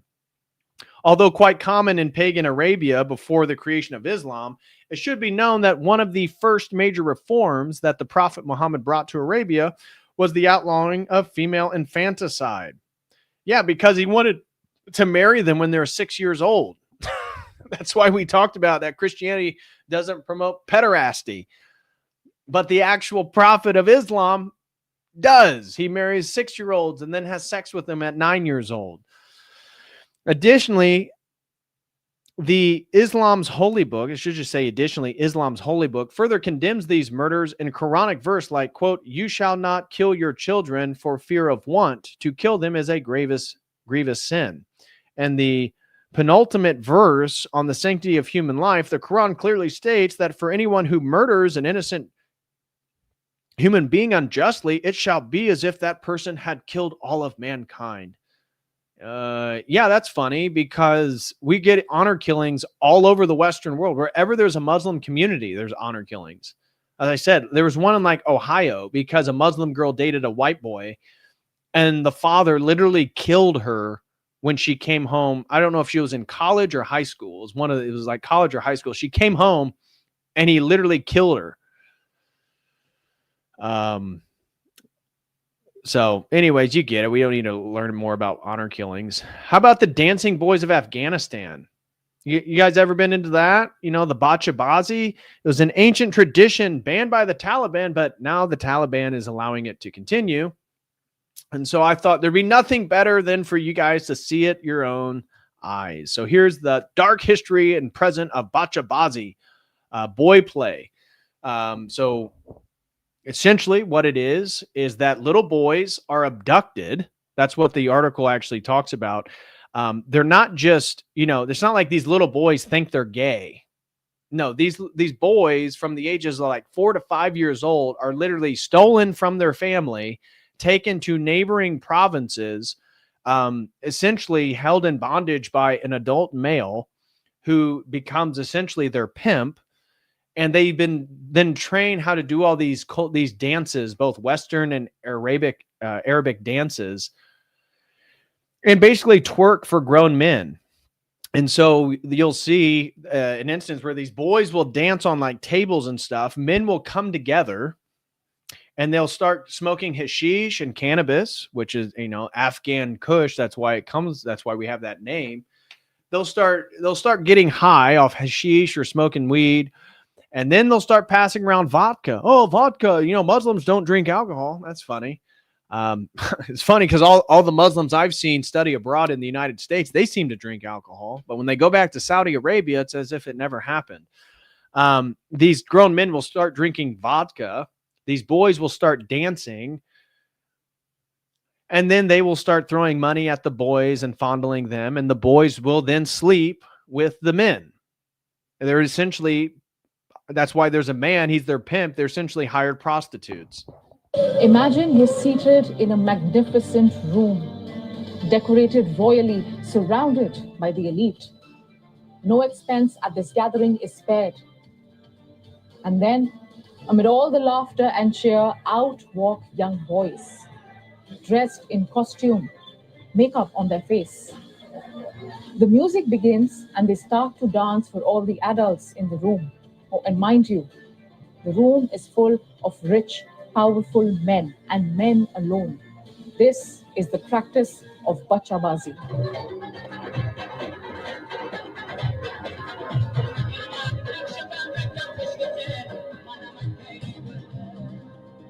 The term quite literally translates to boy play or playing with boys. It is a practice as old as time. But the changing political landscape of Afghanistan in the past few decades did not reduce the so-called elitist tradition. On the contrary, bachabazi has been on the rise. The most horrifying part about this tradition isn't even the dancing. It's what happens after. These boys are taken to hotels or rooms where they're sexually abused and even raped. But where did this practice even begin? Why does it still exist? And why is it so normalized? So we're not going to watch this whole thing, but there was one thing that I watched, and I'm going to mute this so you can't hear it. But there was one video I watched, and it was a boy who like fled being a bachabazi, and he was taken from his home when he was 5 years old, taken to a neighboring province, so he wasn't anywhere near where he grew up, was essentially owned by a grown man, and talked about how after he would dance for the men, that he would essentially be raped and be passed around by the men, where multiple men would violate him in a single evening. And then eventually he was able to escape. And now he talks about how he had like thoughts of suicide and stuff like that. And so it's funny because these men that want to, have boy play, which is what bachabazi translates to, the men that want to have boy play, they all consider themselves great Muslim men in good standing in the mosque, in their Muslim community. It's amazing. It's amazing. I'm not going to play more of that. You guys get it. The bachabazi stuff, it just makes me so uncomfortable. It makes me so uncomfortable. But it is totally normalized. I was talking with a guy friend who spent time in Afghanistan during the war. And he was talking about how it was so common and that the U.S. government basically told them to stand off, because I guess some of the American soldiers, when they first saw the bachabazi celebrations, wanted to break it up because they thought, like, what the hell? These little boys are dancing for these men and they're having sex with the boys. And then they were told that actually this is a cultural custom. You just have to let it go. And so the guy I was talking to was like, yeah, dude, you wouldn't believe it. Like, we're literally on patrol. And then we would come back to the city, and the same men that are working with the U.S. government would then go to these bachabazi parties. And he's like, dude, it's just absolutely degenerate. You wouldn't believe it. I mean, just little bitty boys like dancing and having intercourse with grown men. It was disgusting. And the U.S. soldiers, they're just told, yeah, it's part of their culture. Just got to let it go. So, and that's the whole thing about homosexuality. Daniel Hakikachu wants to say, Islam, we got trad societies. That was going to be his argument against Andrew. Our Muslim society are so much traditional than your Christian societies. They're so liberal. It's like, dude, Islam literally condones everything the Christians are trying to stop the progressives from allowing in our country, like pederasty. It's already there in Islam. Homosexuality, it's not explicitly condoned in Islam, obviously, but I forget, there was like a article I read about porn searches, and the Middle East is the highest, like, I guess, region or area in the world that consumes homosexual pornography. You make of that what you will. Yeah, it's not gay. It's not gay when we do it. It's traditional. It's trad, guys. You know, Bacha Bati boys are trad, man. You know, the Shia Islamic practice where you can buy a woman for sex for a day. That's trad, bro. What are you talking about? It's like, no, we don't want prostitution and OnlyFans. And Hikikachu's like, oh, you guys got OnlyFans? Yeah, well, we just give money to a family and buy a girl for a day and then have sex with her. That's what we do because we're trad. We're trad. It's like, oh my gosh. Islam is a stupid religion. Islam is a stupid religion. There's things, you know, there's truths, there's things you can glean from it. I mean, the irony is Islam is the highest creation of the Arab people. It's the only thing that unified them. So, yeah. Anyways, okay. Well, enough with the Bachabazi. I can't watch more of the Bachabazi stuff. So, moving forward, what's the next thing we got in Islam? What's the next one? 10 mysterious practices. Oh, this is back with the Indian Aghoris. So what's some of their ritual practices? How about living in cremation grounds, using human skulls as bowls, smearing ashes on the dead, you know, having sex with dead bodies, that, you know, just the good stuff. Okay. What about child marriage? You know, as we talked about in the opening of today's stream, Christianity was explicitly against child marriage. Children were not available for sex or marriage. They must, at least in the ancient world, they had to be post-puberty. You know, so Muhammad marrying marrying Aisha, not condoned in Christianity. Don't really care. Well, she actually started menstruating at like 7.5 or 8 years old. So it's like, it's not haram. It's totally okay. She's 9 years old, bro. 9 years old.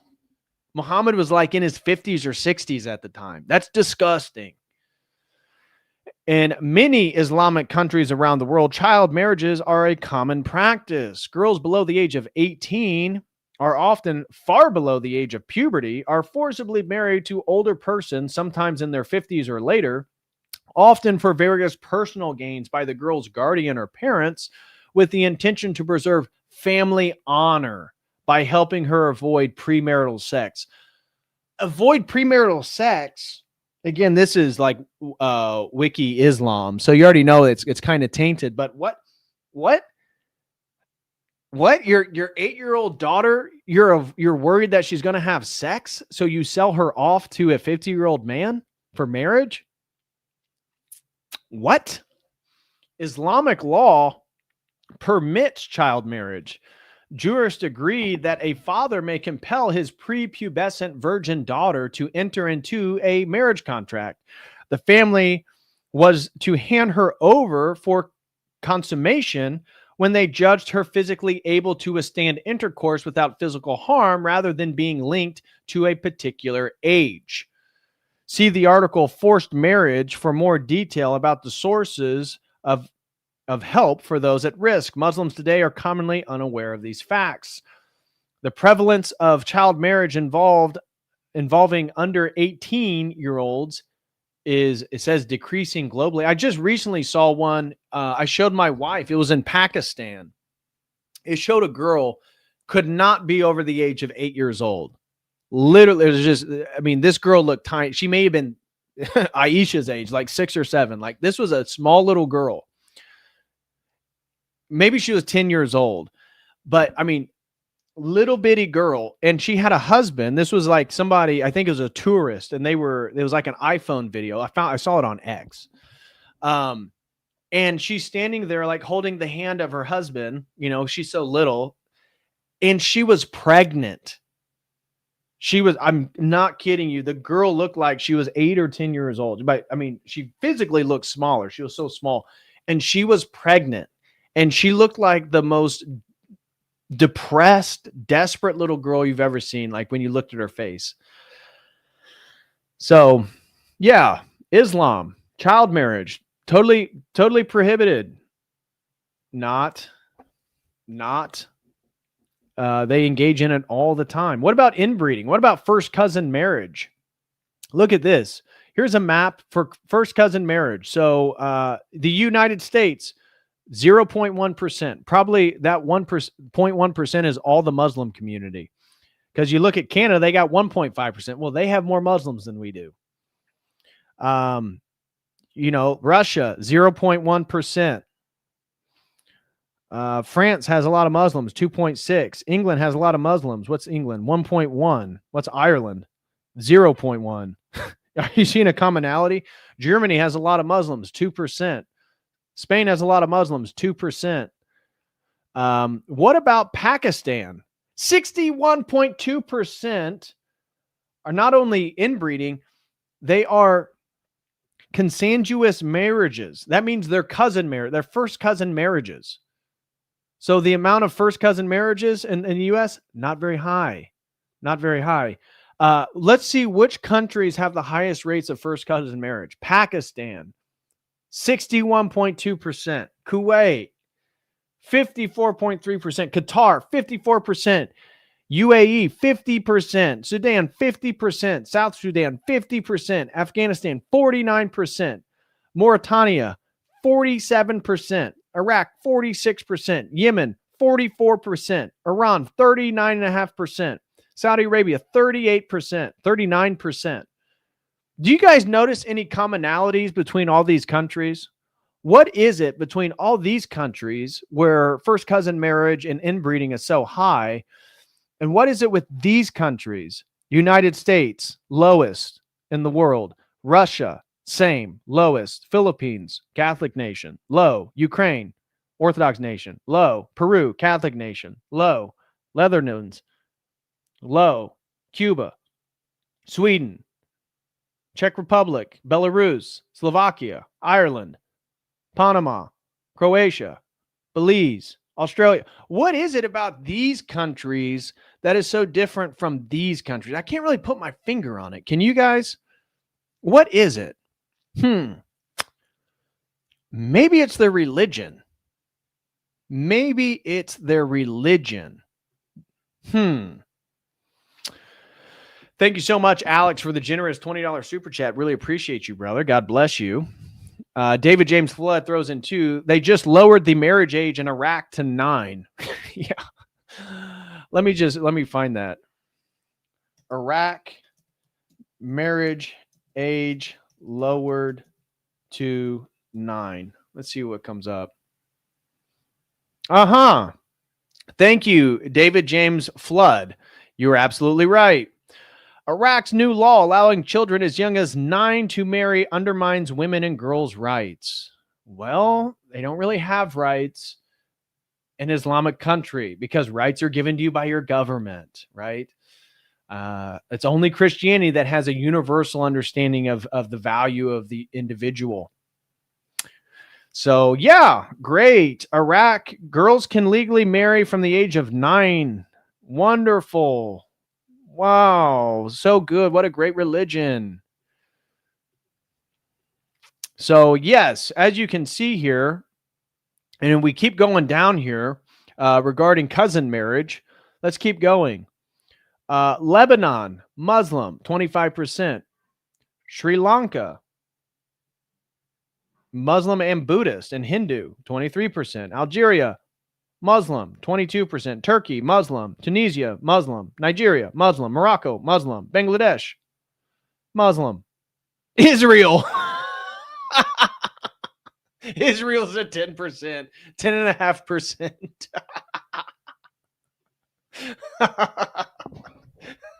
I didn't even look for Israel the first time.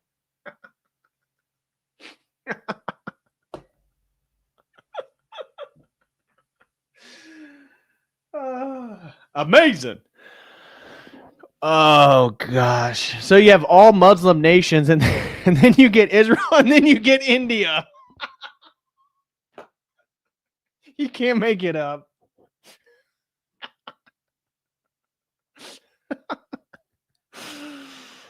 Oh gosh. It hurts. It hurts from laughing, but it feels so good. All right, what's the next one we got? Oh, here's a little army camera catches Afghan man having intercourse with goat. So this is like a surveillance camera at night by uh-oh. Uh-oh, is it not working? Let's see. There was so many of these pages, these website pages I was going through that showed like really degenerate stuff that the page wouldn't come up. It wouldn't work. It's like they were told to delete it. They're news articles. I'm talking like Times, like Time Magazine. There was like Guardian articles that were talking about like rape gangs and stuff, and they're just gone. So here you go. So imagine being a imagine being a U.S. Army soldier, and you're doing like reconnaissance, and you're looking around, making sure there's no combatives, no enemies present, and all of a sudden you find these two guys over here on this mountaintop, and you're like, "What the heck are they doing?" And then you realize, is that a goat? Wait, is that guy over there with a goat too? What the heck?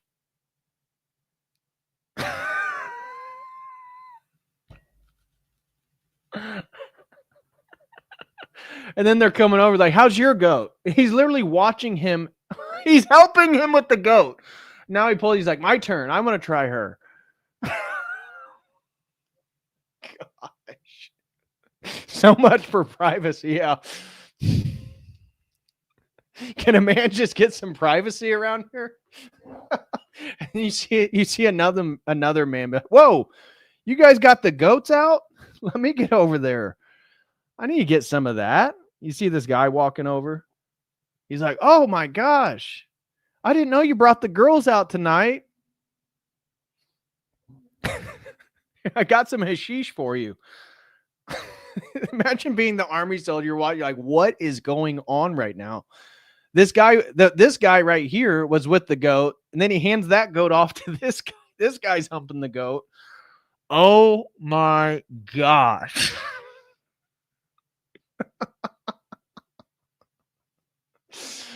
Yeah, I'm pretty confident in my Christian supremacy. I feel more and more confident. I feel more and more confident with my Christian supremacy. Oh gosh, I had an article. Where is it? It was on a Muslim. It was on bestiality, and it was a. Gosh, where was it? I may have not kept it. There was an article of. It was on bestiality in Islam, and it talked about. Gosh, I wish I would have kept it. I don't know what I did with it. And so the article showed how common bestiality was among some of the sultans, the Ottoman sultans. Let me see. Let me just double check, make sure I didn't skip this.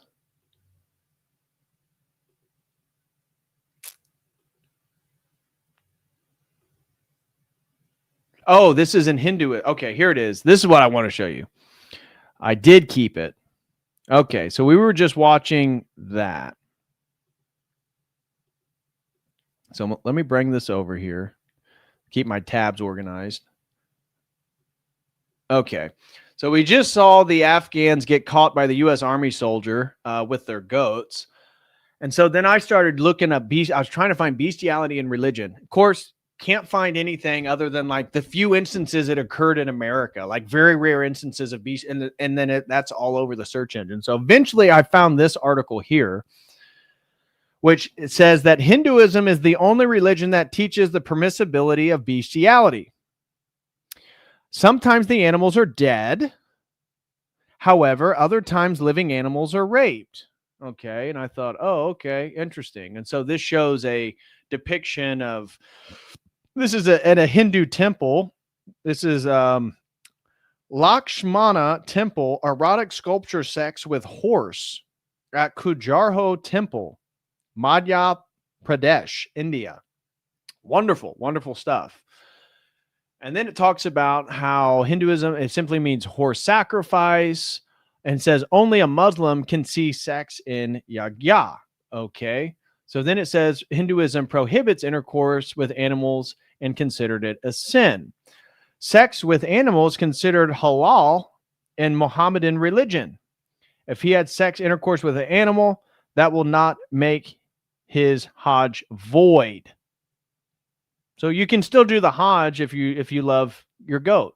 Sex with animals, dead people, and masturbation does not invalidate one's past, provided ejaculation does not occur. So as long as you don't get off in the goat, apparently Islam says it's okay. Sex with animals before the mission was widespread, and many narrations are narrated that it is halal, but makruh, disliked. And on the compulsory precaution, one should abandon this practice that may cause self-harm, and you must admit this is to the owner of the sheep and pay the owner. So, you get caught away with the sheep or the goat, just give the owner a few bucks. You're good. Go on the Hajj. Go see Mecca. You're a good standing Muslim. Pakistan, a Muslim country, ranks number 1 in animal bestiality. Well, that's ironic. Pakistan's also the number 1 country in inbreeding, the number 1 country in first cousin marriage as well. What are the chances they're also the number 1 country in bestiality? Animal bestiality web searches in Pakistan read animal sex, donkey sex, dog sex, even horse sex. Sculptures of Kahujaro are just erotic art. This guy is defending Hinduism against bestiality in Islam.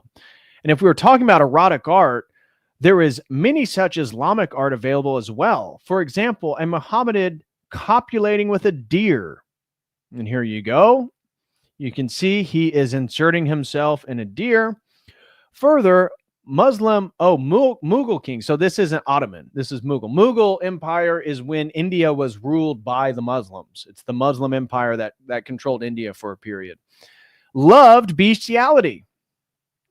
Aurangzeb's son, Prince Kambaksh, loved raping goats and deer. A famous contemporary Muslim poet named Jafar Zatali revealed that Kambaksh once raped a goat with such ferocity that its internal organs were damaged. What?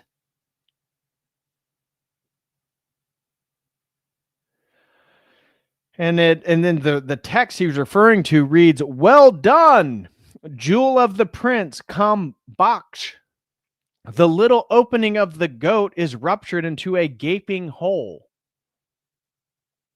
What? There are numerous paintings of Mughals indulging in such activities. As far as Hinduism is concerned, bestiality is condemned in several Hindu scriptures, such as the Manu Smriti, Mahabharata, and the Devi Bhagavata. The verse quoted from Kama Sutra is deceptive and not prescriptive. Okay, so I just wanted to show you that looks like bestiality has really had a long-standing history within Islam. Okay, next one. Let's talk a little bit about the Jewish community. You guys ever heard of the ritual, the Medritzta? You ever heard of this? You guys familiar with this? You guys ever seen this? Let's see if there's a... Let's see if YouTube even allows people to talk about it.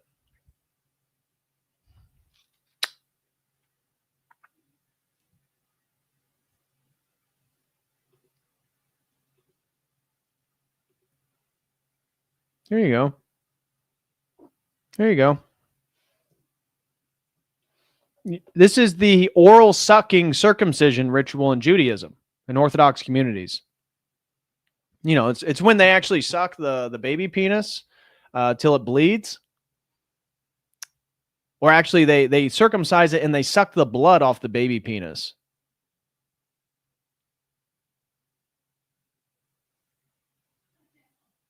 So, you know, just getting the baby ready, giving him to the really pious rabbi. ready for circumcision. Uh-oh, they cover it up. They bless the baby. He sucks the circumcised penis, sucks the blood. Oh, what a great little ritual. What a wonderful little ritual that is. Well, here's an article I found called it says the Board of Health repeals the consent form. The city's Board of Health on Wednesday repealed the controversial rule requiring parents to sign a consent form before a mole, I'm sure I'm mispronouncing these words, so forgive me, could practice the metzitza bepeh, the circumcision ritual that involves directly sucking blood away from the wound. The majority of the board, led by Health Commissioner Dr. Mary Bassett, felt consent forms were ineffective and doing more harm than good. So they were talking about the widespread of herpes.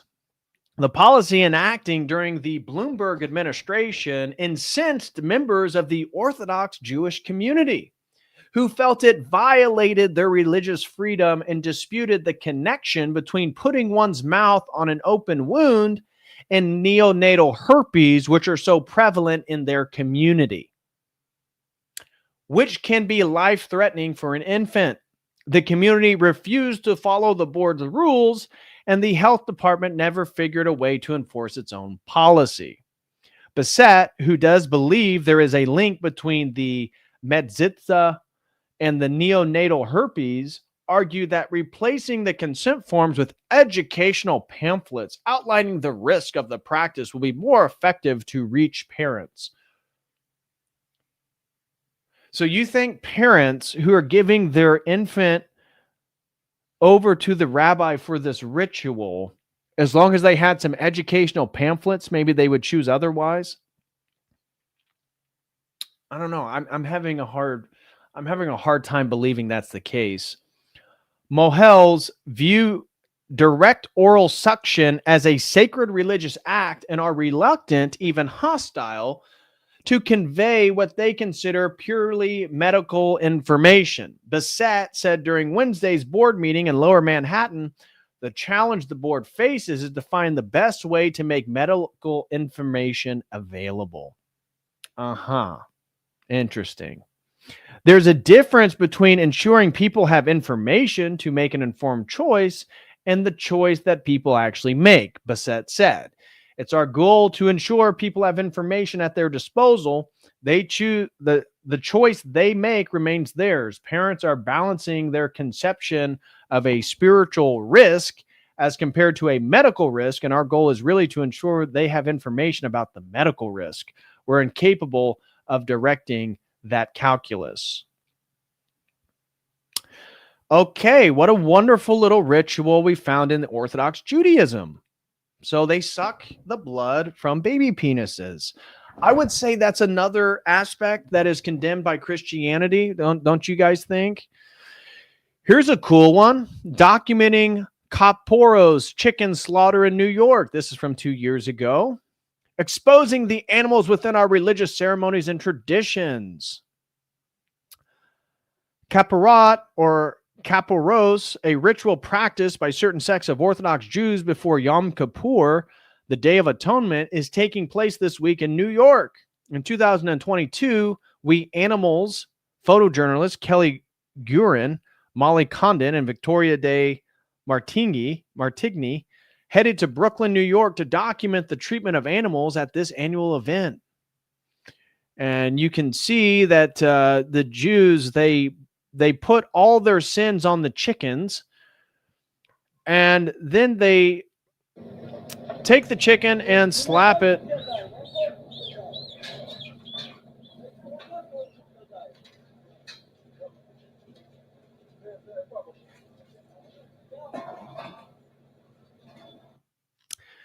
They often will take it and like slam it against a table. I've seen videos of that as well. So although the custom dates back to Talmudic times, it feels like we're still in Talmudic. Doesn't it sometimes feel like we're still in Talmudic times? It does, doesn't it? It just kind of feels that way. It doesn't feel like we've ever left that era. Some Jewish rabbis oppose using chickens as Kaporos and instead advocate for using coins and then donating the money to the poor. Rena Deitch, who grew up in an Orthodox household, is a founding member of the Alliance to End Chickens as Kaporos and says it violates state law and halakha, not the least of which is Tazar Bele Chayim, I don't know, causing distress to a living animal. I don't know. The rabbi says, we all innovate. None of us are practicing our religion the way our ancestors did. Change is the only constant, but we all think change can't happen. That's funny. I'm an Orthodox Christian. I'm actually practicing the same religion that older, ancient Orthodox Christians practice. It's funny how Christian rituals really don't have to change with the times. Isn't that funny? Isn't that funny? Bachabazis, bestiality, self-harm, animal sacrificing, human sacrificing. It's funny how Christianity doesn't have to deal with it. What is it? What is it that's going on? Next one. China's ghost weddings and why they can be deadly. Police in northwest China have charged a man with murdering 2 women with mental disabilities, alleging that he wanted to sell their corpses to be used in so-called ghost weddings. It has put a spotlight on the ancient shadowy ritual still practiced in certain parts of China, which aims to provide spouses for people who die unmarried. According to police, Shanxi province, the murder case dates back to April when 3 men were detained after the body of a woman was found in their vehicle by traffic police. Their investigation led them to uncover a grisly sequence of events in which the man, named only as Ma, allegedly promised the woman he would find them grooms, but instead killed them so he could sell their corpses.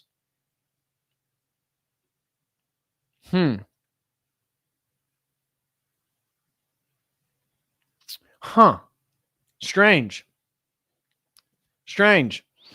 Believers in the custom practiced for some 3,000 years say it ensures the unmarried dead are not alone in the afterlife. Originally, the weddings were strictly for the dead, a ritual conducted by the living to wed 2 single deceased people, but in recent times, some have involved one living person being married to a corpse.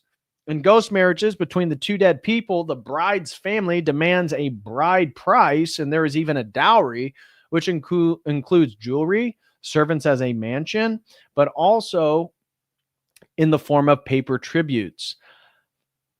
Is there a darker side to this tradition? For years, there has been evidence of this ritual mutating in certain parts of China. There have been cases where a living person has been married to a corpse in a secret ritual, but more alarmingly, reports of grave robbery and even murder have also surfaced. In 2015, it was reported that 14 female corpses were stolen in one village in Shanxi province. Villagers said tomb raiders stole the bodies to make money. According to Huang Jingchuan, the head of the Chinese department at Shanghai University, who carried out a field study on ghost weddings in Shanxi between 2008 and 2010, the price of a corpse or the bones of a young woman has risen sharply. At the time of his research, such remains could fetch around 30,000 to 50,000 yuan. That'd be anywhere between 45 to 7,500 US dollars. He estimates the price these days could be up to 100,000 yuan. The scale of corpses was outlawed in 2006, but that hasn't stopped grave robbers. A man arrested in Liangcheng County, Inner Mongolia last year, told police officers that he murdered a woman so that he could make money by selling her body to a family looking for a ghost bride.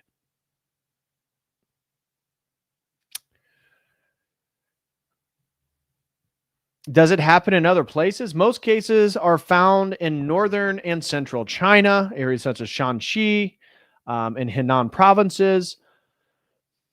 But in Taiwan, if an unmarried woman passes away, her family may place red packets with cash, paper money, and a lock of hair, a fingernail, out in the open and wait for a man to pick them up. The first man to pick up the packets is chosen as the groom and is believed to be bad luck if he refuses to marry the ghost bride.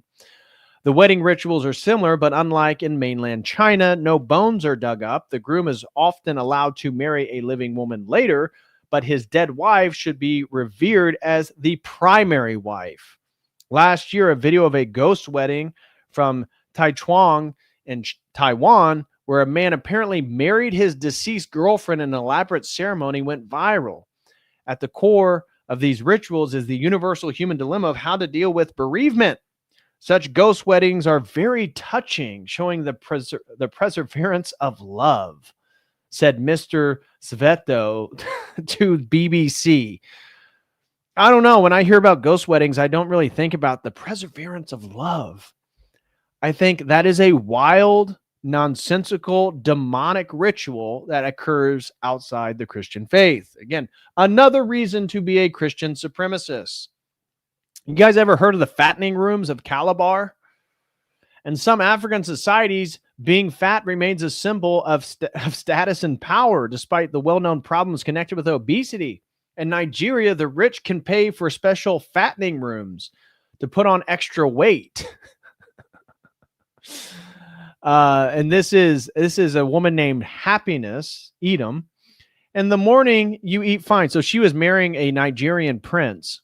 And in the morning, you eat fine, says Happiness Edom, recalling her time in the fattening room in the Nigerian city of Calabar. After eating, you take a bath. From there, you can sleep. You sleep fine. You wake up, you eat, you sleep. Happiness intended the fattening center for a total of 6 months, and at the request of her husband, Morris Ayo Edom, leading up to their wedding. By the time that she had come out, her body shape had changed completely to the delight of her husband. As a prince, Mr. Edom requires a particularly large wife and adds that a slim wife would have no appeal for him. I do not think I will even do that, he says. People will think I am not rich. I'm a man. If a woman is not fat and has not gone through the process, she does not qualify for marriage. After she had been fattened up, he continued to maintain her weight through feeding her up on gari, a sort of porridge made from cassava tubers, and native salads known as epcam, cocoa, and oto. I add rice and beans and more meat and fish to make her more huge and big to maintain the stature you want your woman to be, he adds. When you are fat, it makes you look healthy, says Happiness, the woman right here. Okay. The culture here in the area permits women to go into fattening rooms, but the culture in Europe and other Asian or Americans does not. Yeah, we typically don't like obese wives, but it certainly makes sense why so many African Americans like fat women.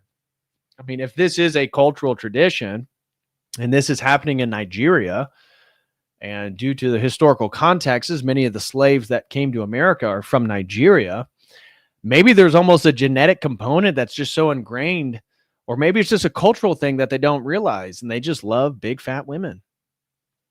Makes sense now. Here is African traditions and customs, the scarification as a mark of cultural identity. Ooh. Scarification in Black Africa has been and remains a true mark of cultural identity. These are deliberate scars on her face. So you see the scars on the side, you see the big ones on her cheek. These are actually part of a scarification ritual. Just by seeing these signs on an individual's face or body, one could identify the sociocultural group to which he or she belongs and even his or her region of origin. Today, between pride and contempt, these marks of African identity are slowly dying out.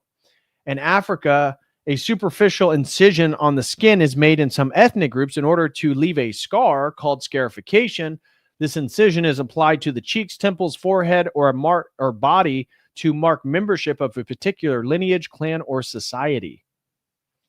So again, one of the things that Christianity promoted is that the human body is actually sanctified and worthy.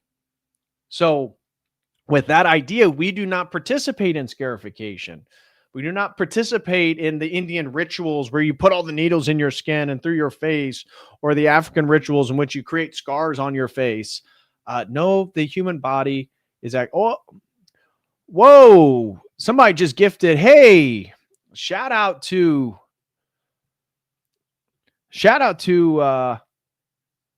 Murataka Bulut 3597 just gifted 20 Kodal Crew memberships. Thank you so much, brother. That is very, very generous of you, my man. Thank you very much. And welcome to the Kodal Crew. All the people 20 people just received the Kodal Crew membership. Thank you very much, brother. That is very, very kind of you. And he became a Kodal Crew member. Thank you very much, brother. Really appreciate that. Wow. That's what we need. That is the spirit of Christmas, right? That is the spirit of Christmas. All right, let's wrap this. Let's wrap up here, and I want to talk with you guys for a bit. So genetic mutilation. I would consider circumcision a form of male genital mutilation. I know that's a controversial opinion nowadays, but I mean, it is. Male circumcision is totally unnecessary. Totally unnecessary. I mean, the arguments now is that it's for health, sanitary reasons, and for aesthetics. But I've seen research that as long as you regularly wash yourself, like the whole health stuff, that doesn't make any sense. And then the aesthetic thing, it actually desensitizes the tip of your penis, the mushroom tip.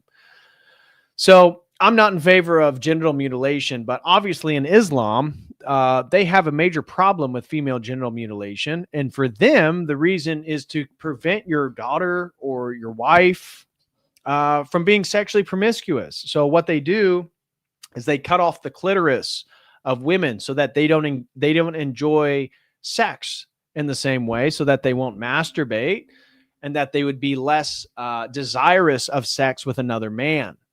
So female mutilation is still common. It's this article is trying to say that Islam is not solely the focus of it, that it's more a cultural phenomenon of antiquity that just happens to be part and parcel of Muslim communities. So the Horn of Africa, what a beautiful place, has the highest prevalence of female genital mutilation, cutting off the clitoris, in the world, including in its most severe forms. Islamic texts are often used to justify this in this region. This, despite the fact that the majority of the world's Muslims do not practice it. While there is clear support in the Sunnah, the Prophet Muhammad's teachings and actions for male circumcision in Islam, there is no evidence for female genital mutilation. The support for male circumcision in Islam has been wrongfully applied to women. There is not a single verse in the Quran that can be used as the basis. So, anyways, whether they think this woman here thinks that, again, it's a research professor. So you already know. You already know. She looks like what? She's Swedish or something. She's of some Scandinavian descent. You can tell by their last name. She's a professor. She's a white, overweight woman who probably is incredibly progressive and does everything she can to nullify any deleterious suspicion of Islam. Top 10 countries in Africa that practice witchcraft. What about that? We got number 10, Tanzania. In Tanzania, witchcraft has become a significant issue with certain groups specifically targeting albinos. Yeah, they think you're bad luck, so they go and kill you. How about Cameroon? How about Kenya, the night runners? Night runners, also known as the Avgi in Kenya, engage in various practices, including running at night, making charms, and performing traditional dances. They seek recognition from the government to practice their traditions without interference. About Ghana.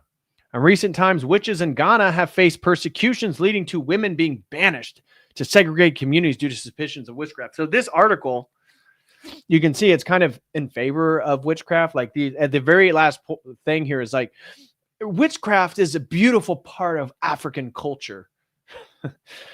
South Africa, they had the witchcraft healers. The Republic of Congo, Malawi, another Congo, Nigeria. Juju, a spiritual belief system incorporated into religious practices, is widely associated with witchcraft in Nigeria and other West African countries, and involves the use of amulet spells and rituals for various purposes, including enforcing contracts, creating love potions, providing spiritual protection, and dealing with enemies. Or what about the capital of voodoo in the world, Benin? Is renowned as the home of voodoo, which is practiced by almost 40% of the country's population. Voodoo is more than just a belief system. It encompasses the way of life, including culture, philosophy, and language, music, and medicine. In Benin, voodoo is considered the strongest form of witchcraft and holds the status of an official religion. Isn't it beautiful? Witchcraft in Africa has a rich and complex history entwined with cultural beliefs and practices. While some may view it as superstition, I view it as demonic magical activity. I believe what they're doing is actually efficacious for them. They're actually getting results by consorting demons. It holds great significance in the lives of many Africans. The top 10 countries mentioned in this article provide a glimpse into the diverse manifestations of witchcraft across the continent. Isn't that beautiful, guys? Isn't that beautiful? White Lightning throws in 5, says the Coptic and some other Oriental Orthodox also permit cousin marriages, but only between adults. Well, I saw that Ethiopia allowed it. But I didn't hear about Coptic. Again, look at the Islamic influence into African culture. It's really unfortunate. Okay, let's go to the next one here. This is the last one. This is cow blood. Drinking fresh blood is both sacred and ordinary for the Maasai people. Oh, wow, what another wonderful ritual.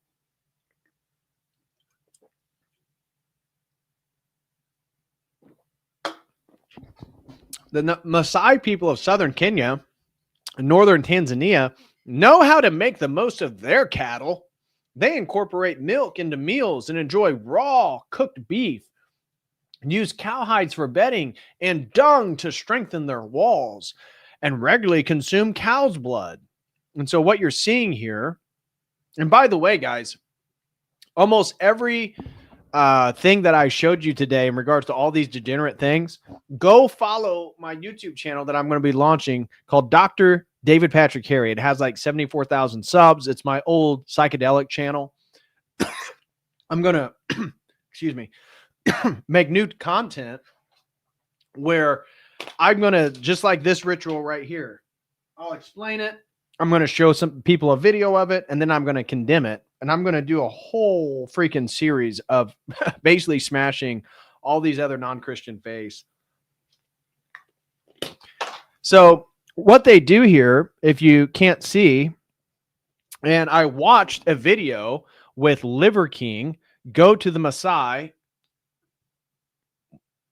Look at that face. Liver King goes to the Maasai people, and you can actually, I was going to show it in the video when I make it. He ritually consumes blood with them. So they'll take a cow, they'll slit its jugular, and then they'll just like hold cups. The blood comes right out of the cow when they start drinking it. Liver King did it. There's a video of him doing it. Yeah, bro hopped out of his coffin to get his daily dose. Legitimately, guys. Black Nosferatu.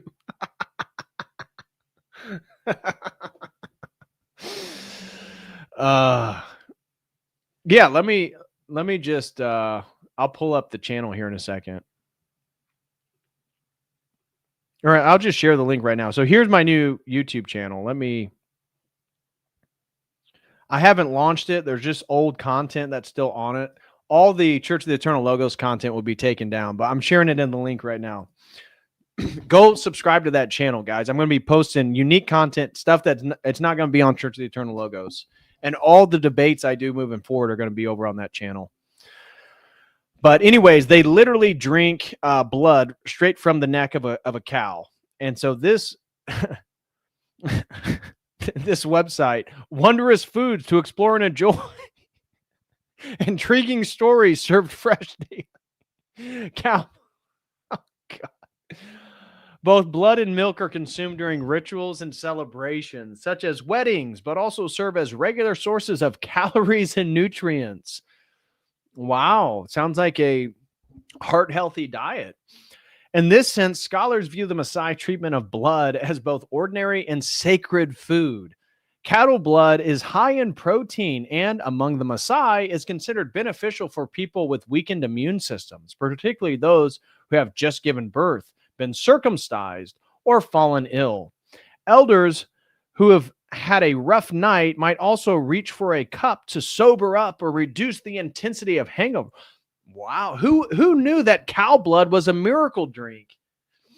They may drink fresh, warm blood straight after it's drawn, use it as an ingredient in cooked dishes, or mix it with milk. Some describe it as sweet and thick with a film that forms over the surface just seconds after collection. In order to maximize the amount of blood each cow can produce, Maasai men don't slaughter their cows during the bloodletting. Instead, a group holds an animal down as one nicks its jugular. Once a month, they catch the blood in a clay pot below the incision, then quickly clot the wound once the vessel is full, smearing mud or hot ash over the cut. Stops the bleeding and the animal lives to see another day. The result is sustainable bloodletting that minimizes injury. What a wonderful little ritual that is. Are you guys in? Next time you guys are hungover, next time I hang out with Andrew Wilson and I'm feeling a little blurry the next day, I just need to find a Maasai and drink some cow blood. That sounds like it. Yeah, I'll let Andrew know next time. Next time we get a fifth of something and he demands that we finish it that night, I'm going to let him know. Do you have the cow blood, though? I may have a hangover tomorrow. It is sustainable, though. You're right. Above man, hey, it is sustainable. Gosh. Oh, man. So that pretty much is going to do it, guys. I spent hours trying to find all those articles, and there's so much more stuff we could have went over. We would have been here for hours. It's already 3.5 hours of me talking to you about the most degenerate things that I could find in other world religions.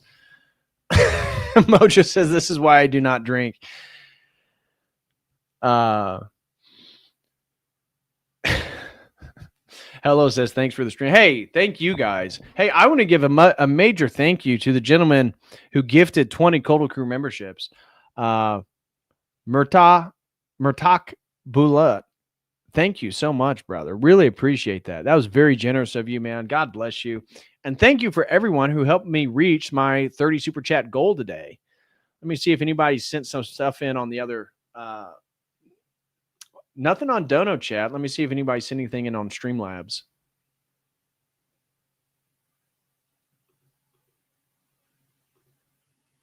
Oh, we got a couple over on Streamlabs. Buck the Cowboy, whoa, throws in a generous $50 super chat, says, love your contribution, brother. Keep it going. Well, thank you so much, Buck the Cowboy. Thank you for the generous super chat on Streamlabs, man. I really appreciate that.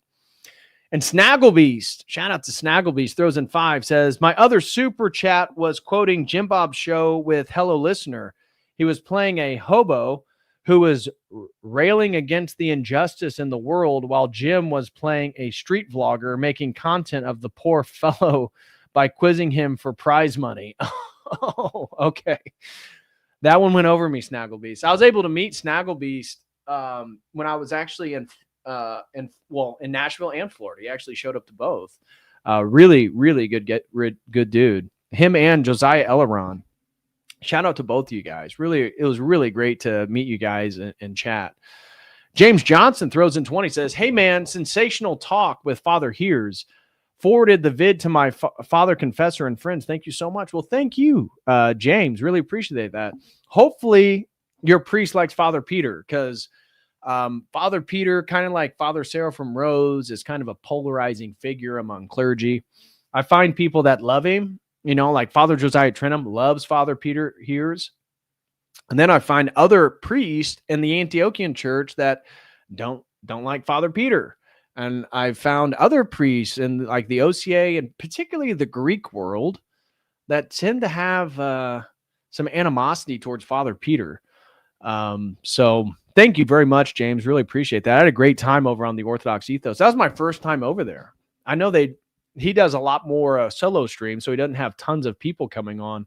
But I really appreciated Father Peter allowing me to come on, and he allowed me to be long-winded, right? So on my channel, I've talked to you guys so much about transhumanism. I always feel like you guys get bored because I'm repeating myself. That's one of the, and maybe that's not something, maybe it's a fallacious thought that I always have, but I feel like I don't want to come on here and repeat myself or, say the same thing, men are the castle walls and women and children are the jewels inside, that whole, I have a handful of things that I always use, or what are the uncreated energies? I feel like I tell you guys about the uncreated energies all the time, but one of the things I really appreciate is Father Peter allowed me to basically just be really long-winded and describe aspects of my book and then ask me interesting questions. So major thank you to Father Peter for that. Bitter Klinger says, I've gotten some less than approving looks from our two priests when I mentioned Father Josiah Trenum. What? See, Father Josiah, he's one of the priests that I feel like everybody likes.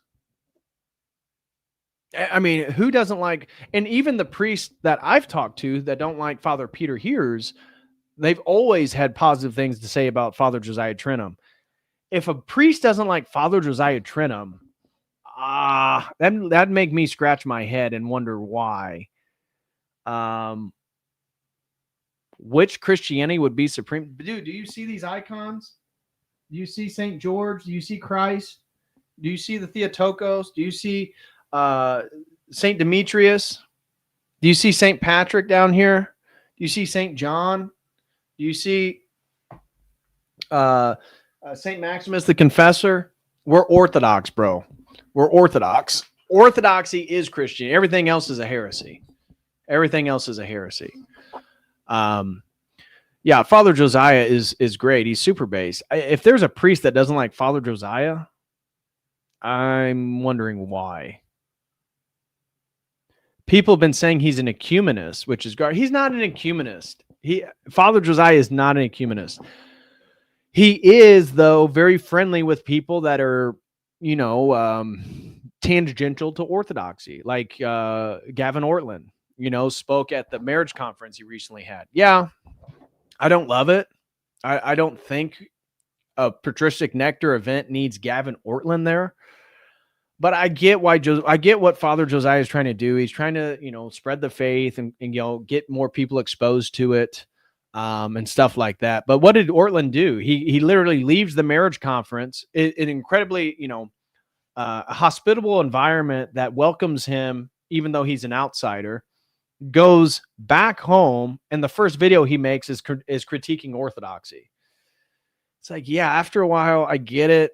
We need to be nice, but I don't think Father Josiah is a ecumenist at all. I think he's just trying to get people that are adjacent to the tradition into it. That's what I would say. You have to speak to non-Orthodox or people will never know about it. Exactly.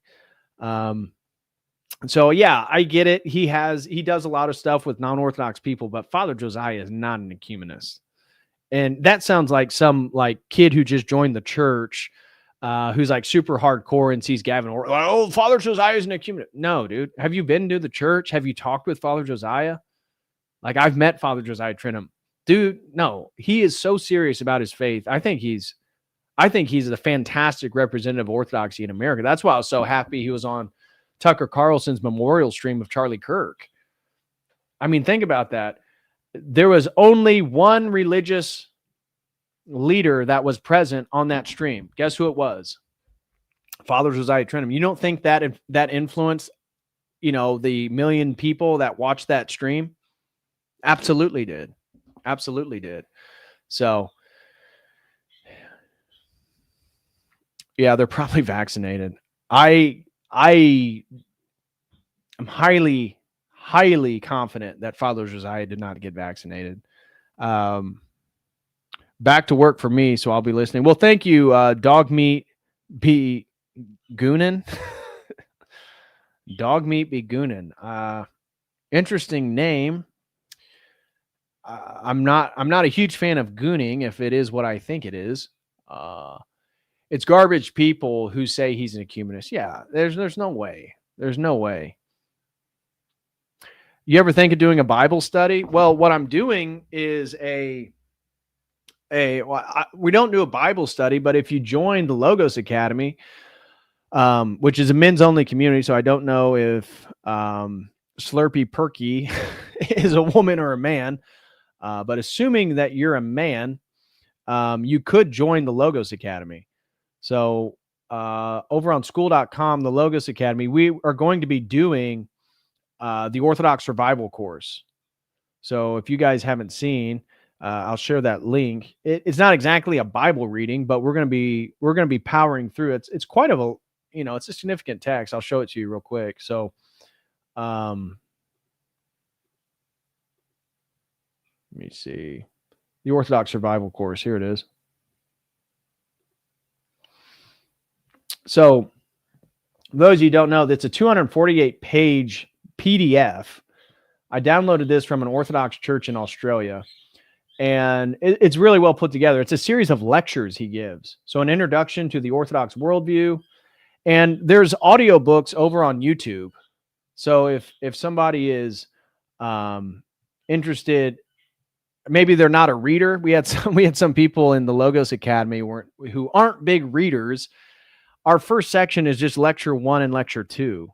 Lecture 1, introduction to the Orthodox worldview. And then lecture 2 is his beginning of the Middle Ages, talking about where the West went wrong. And so by December 17th, Wednesday, December 17th, everybody has to be up to page 32, which is the beginning of the third lecture. So you got to read 31 pages. I mean, essentially, it's 30 pages. There's a title page.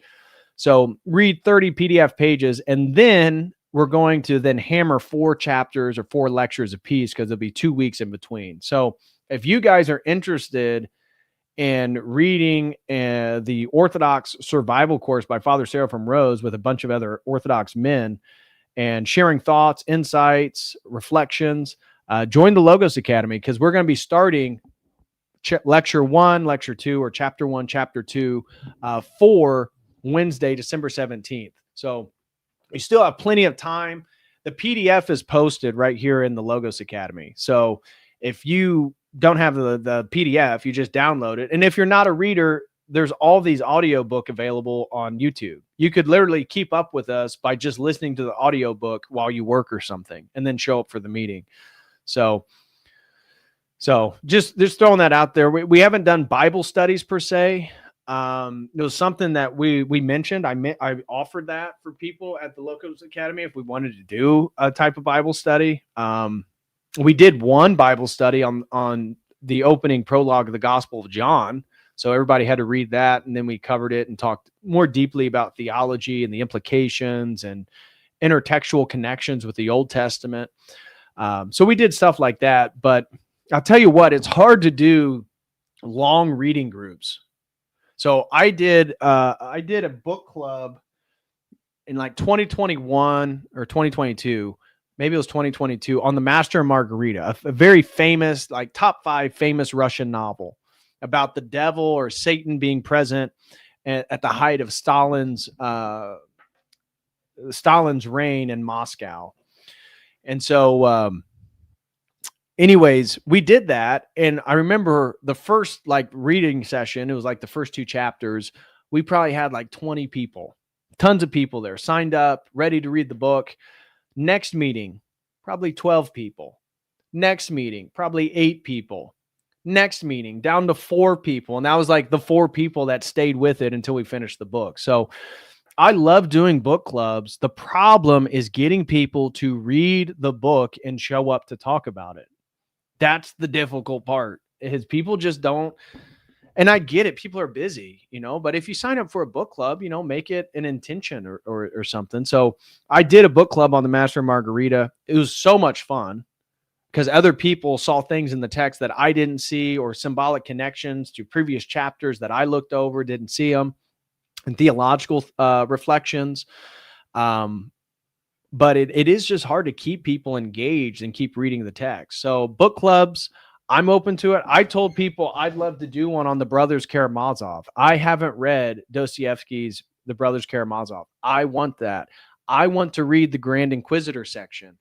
And I almost read it just as a single thing and didn't read the whole text. But I opened it up and I was like, it felt wrong. It felt wrong. It's like, I need to read the whole book. So,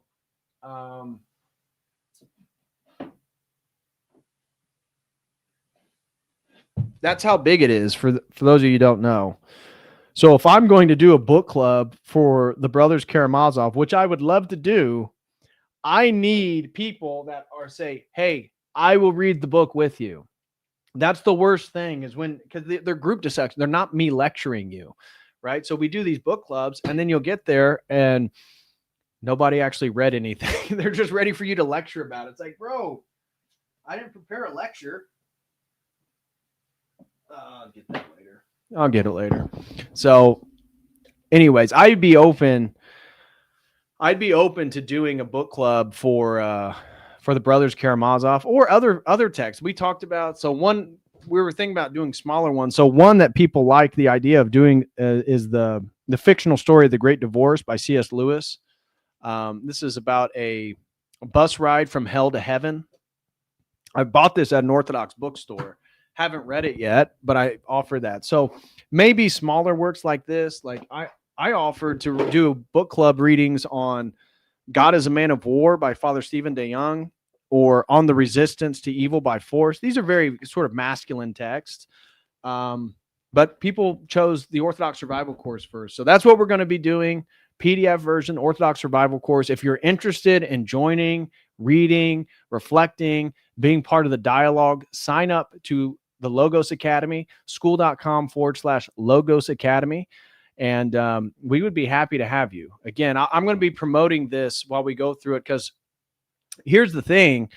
If you join, and even if you just stay for the few months where we do the Orthodox Survival Course, I talk with so many people and they're always like, oh, the Orthodox, it could be anything, but we'll just use the Orthodox Survival Course. Man, I've been wanting to read that. I've just been so busy. I haven't read it yet. I've been wanting to get into that. It's like, well, then commit to a group of men that you're going to read it and join us. And when you're done, if you thought, hey, that was kind of fun, but the community's, I'm not really into it, leave the community. You're more than welcome. But I promise you it'll be insightful. And, it's just a great communal activity, and people need to read more, right? I talked about this with Father Peter Hears, is people scroll too much. They can't sit and read. It happens to me. If I scroll too much on X, which is really what I scroll on, my brain, I get too many dopamine hits. It's hard to sit down and focus. When I need to focus, I do not do the phone in the morning. I'll wake up, I'll get my coffee, I'll do my scripture reading and prayers, and then I'll go in my chair and I'll just sit and read. And then I'll be able to knock out like an hour and a half, 2 hours of reading or something. And then, go eat, start checking social media, look at stuff, and then try to go back to it later. But I notice my attention span totally drops if I have too many dopamine hits from social media. So you almost have to see it as therapy for your brain. Legitimately, sitting and reading is therapy for your brain. I truly believe that. Above Man says, bro, you got to not look at X. It's a trap. It's impossible to win that battle. I don't know. I'm not really on a battle on X. Honestly, my X is shadow banned. I need to figure out how to get unshadow banned, or I need to create a whole new X account, which I really don't want to. But, for me, it's more about just knowing what people, it's a dopamine trap. Oh yeah. For sure. For sure it is. I use it mostly for knowing what people are talking about, because I feel like for me to do these live streams and reflect on various topics, I kind of need to know what's going on in culture so I can connect it back to it if need be.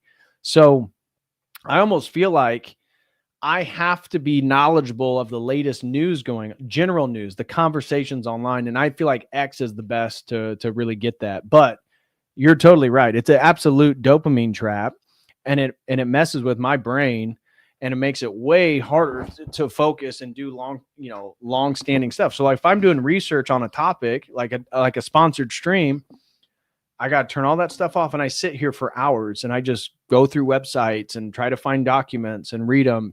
That way I get a framework of the topic. And then typically I'll put like a document together to go over it. So yeah. Instagram too. Yeah. And Instagram is too. I typically don't scroll too much on Instagram, and I need to get back into posting regularly. So if you do follow me on Instagram, you're going to see I got like 75 or 80 reels that I have saved up. I'm just getting ready to unload on Instagram, and hopefully I can double my following over there. I think I'm at 20,000 or something like that. YouTube Shorts or a dopamine hit, wasted 3 days at least. Death scrolling. I don't scroll too many YouTube Shorts. I do watch YouTube videos, but I'm not a huge, I think, I'm just not a huge video scroller. I like the full video. I like to watch it on my desktop or my phone or my laptop. I'm not a big short video guy. And maybe that's what helps, because I noticed if you have like people that watch a lot of the reels, it's like they'll watch a second of it. If it doesn't intrigue them in a second or two, then they scroll. And if it's intriguing, then they'll sit and they'll watch. And maybe 30 seconds goes by, and then they scroll again. It's like, I think it's rewiring your brain in a weird way that is, if you don't get immediate hit on something, like you're gone. Andre Lopez says, by the way, DPH, thanks for the stream on peptides. Very helpful and informative. Well, thank you, brother. Again, we did a private Q&A with Dr. Mo on peptides. Literally the Logos Academy. We had him he gave us 2 hours. It's like $300 for a half-hour consultation with him. And he gave us 2 hours, and the guys in the community were able to ask him very specific questions to their health and get his perspective on it. So good stuff. An average redhead just gifted a Codal Crew membership. Thank you so much, brother. Ed Peters throws in 5. Thank you very much, Ed. And I don't even know what the 6 is. I'm going to Kapuja. I'm not even going to try to pronounce it. It looks Russian. But hey, thank you so much, brother, for the support. He says, orthodoxy or spiritual death? Keep fighting the good fight, Dr. DPH. Well, thank you, brother. I absolutely will be fighting the good fight. And I plan on doing some more of these videos that are really critical of other world religions. I think, especially Hinduism, obviously the Diwali poop throwing festival, everybody has seen that. That went viral this past Diwali. But as I try to show you guys in the stream today, there are so many more aspects of Hinduism and Indian culture that is absolutely debaucherous, degenerate, and demonic. And so I think doing some streams that kind of highlight these aspects more is something that I could provide in the Orthodox content sphere that other people may not have the same skill set, because I'm so familiar with some of those traditions. So anyways, guys, let me just double check, make sure I didn't miss anybody. I don't want anybody to feel like I skipped their super chat. And then I want you guys to have a wonderful, wonderful weekend. Yep. Okay. We are up to date now. So guys, thank you so much for the support. I hope this stream was insightful, strengthening for your Christian faith. The goal of the takeaway here is that we as Christians, especially Orthodox Christians, so let me specify, we as Orthodox, we have nothing to be ashamed of.